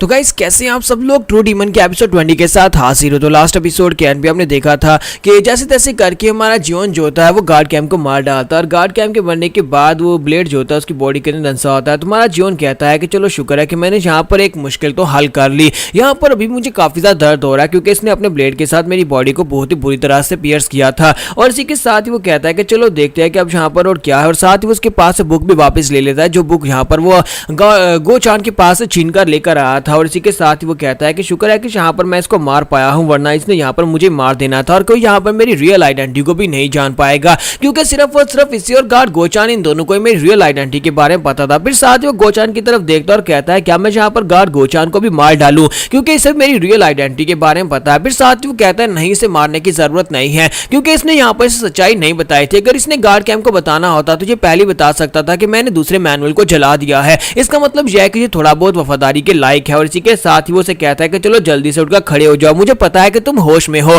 तो गार्ड गोचान जल्दी से उठकर बैठ जाता है और कहता है जी सर मैं उठ गया। तो फिर साथ ही उसे कहता है कि तुम्हें कैसे पता चला कि मैं यहाँ पर होश में हूँ। तुम्हारा जियोन उसे कहता है कि जब हम लोग यहाँ पर फाइट कर रहे थे मैं तुम्हारी तरफ देख रहा था कि तुम्हारी बॉडी अपने आप यहाँ पर से सरक रही थी। कम से कम एक्टिंग तो अच्छी कर ही सकते थे, अगर तुम यहाँ पर बेहोश होने की एक्टिंग कर रहे हो तो कम से कम यहाँ पर से नीचे से सड़क कर साइड के ऊपर तो ना हो। तुम्हें कहीं डर था कि कहीं हम लोग तुम्हारे पर पाँव ना रख दे, इसी वजह से तुम सरक कर साइड के ऊपर हो रहे थे। तो वो कहता है इसका मतलब यह है कि आपने मुझे पहले पकड़ लिया। फिर साथ ही हमारा जियोन उसे कहता है मुझे लगता है कि तुम्हें यहाँ पर सीक्रेट्स रखना आते हैं, इसी वजह से मैं तुम्हें जिंदा छोड़ देता हूँ, इसी वजह से अब तुम मुझे काफी पसंद आने लग गए हो। तो गोचान उसे कहता है कि सर आपका बहुत बहुत शुक्रिया। और इसी के साथ ही हमारा जियोन उसे कहता है कि अब जल्दी से जाओ, जाकर अपना मिशन पूरा करो। अगर कोई क्लोज है तो उसे यहाँ पर अंदर मत आने देना, किसी को भी अंदर मत आने देना। मैं गार्ड काम की बॉडी को यहाँ पर खुद ही ठिकाने लगाता हूँ। वो कहता है जी सर, वो बाहर चला जाता है। और उसके बाद हमारा जियोन जो होता है वो कहता है कि चलो अब यहाँ पर इसकी बॉडी के अंदर से इसकी स्पिरिचुअल एनर्जी को ले लेते हैं। और इसी के साथ ही मरे हुए गार्ड कैंप की बॉडी के ऊपर वह हाथ रखता है और साथ ही शैटरिंग टेक्निक को यूज करते हुए उसकी बॉडी के अंदर से एनर्जी को एब्जॉर्ब करना स्टार्ट करता है।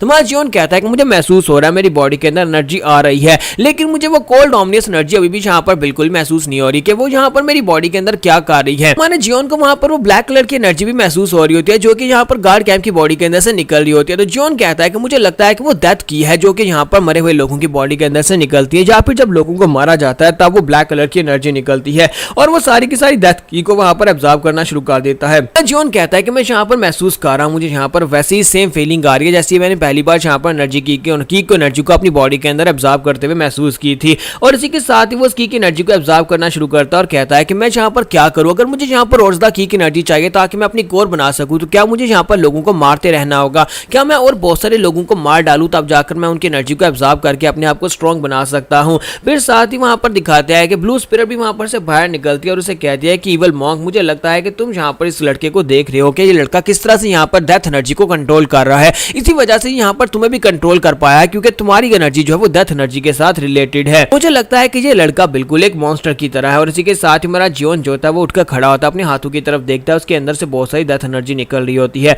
और दूसरी तरफ यहाँ पर सेकंड यंग मास्टर का सीन दिखाते हैं कि सेकंड यंग मास्टर का फर्स्ट रेड का गार्ड जियोन जो होता है उसके पास खड़ा होता है और उसे कहता है कि यंग मास्टर, ऐसा नहीं लगता कि यहाँ पर गार्ड कैंप जो है वो झूठ बोल रहा था, मुझे लगता है कि उसने सच ही बोला होगा। तो वो कहता है हाँ मुझे पता है कि वो सच ही बोल रहा था कि थर्ड यंग मास्टर की मार्शल आर्ट चली गई हैं, लेकिन मुझे यहाँ पर उसके सामने स्ट्रिक्ट बनकर उसे दिखाना था। मैं उसे यहाँ पर ये दिखाना चाहता था कि मैंने उसे वेलकम करने के लिए यहाँ पर एक पार्टी रखी थी, इसका मतलब ये नहीं है कि वो मेरे सर के ऊपर चढ़कर नाचना शुरू कर दे। कल को मैं फैमिली का पैट्रियार्च बन जाऊंगा और मैं नहीं चाहता कि मुझे यहाँ पर उसकी बॉसीनेस को फेस करना पड़े या उसके एटीट्यूड को फेस करना पड़े। इसी वजह से मैंने यहाँ पर उसके सामने ये बात रखी, मैंने उसे बता दिया कि यहाँ पर बॉस कौन है और नौकर कौन है। और इसी के साथ ही वहां पर अपनी तलवार उठाता है और उसे कहता है कि मुझे लगता है कि अब यहाँ पर बहुत ही जल्दी मैं इस फैमिली का पैट्रियार्च बनने वाला हूँ और पैट्रियार्च बनने के बाद मुझे सभी लोगों को उनकी जगह दिखानी पड़ेगी। उसका गार्ड उसे कहता है कि सर आप वाकई में बहुत ज्यादा समझदार इंसान है, मुझे लगता है कि आप ही को यहाँ पर सेक्टर का पैट्रियार्च बनना चाहिए। और इसी के साथ ही वो आगे ससना शुरू कर देता है। फिर साथ ही गार्ड अंदर से सोच रहा होता है कि मुझे लगता है कि मैंने यहाँ पर बहुत ही अच्छा फैसला किया सेकंड यंग मास्टर के साथ लॉयल रहकर,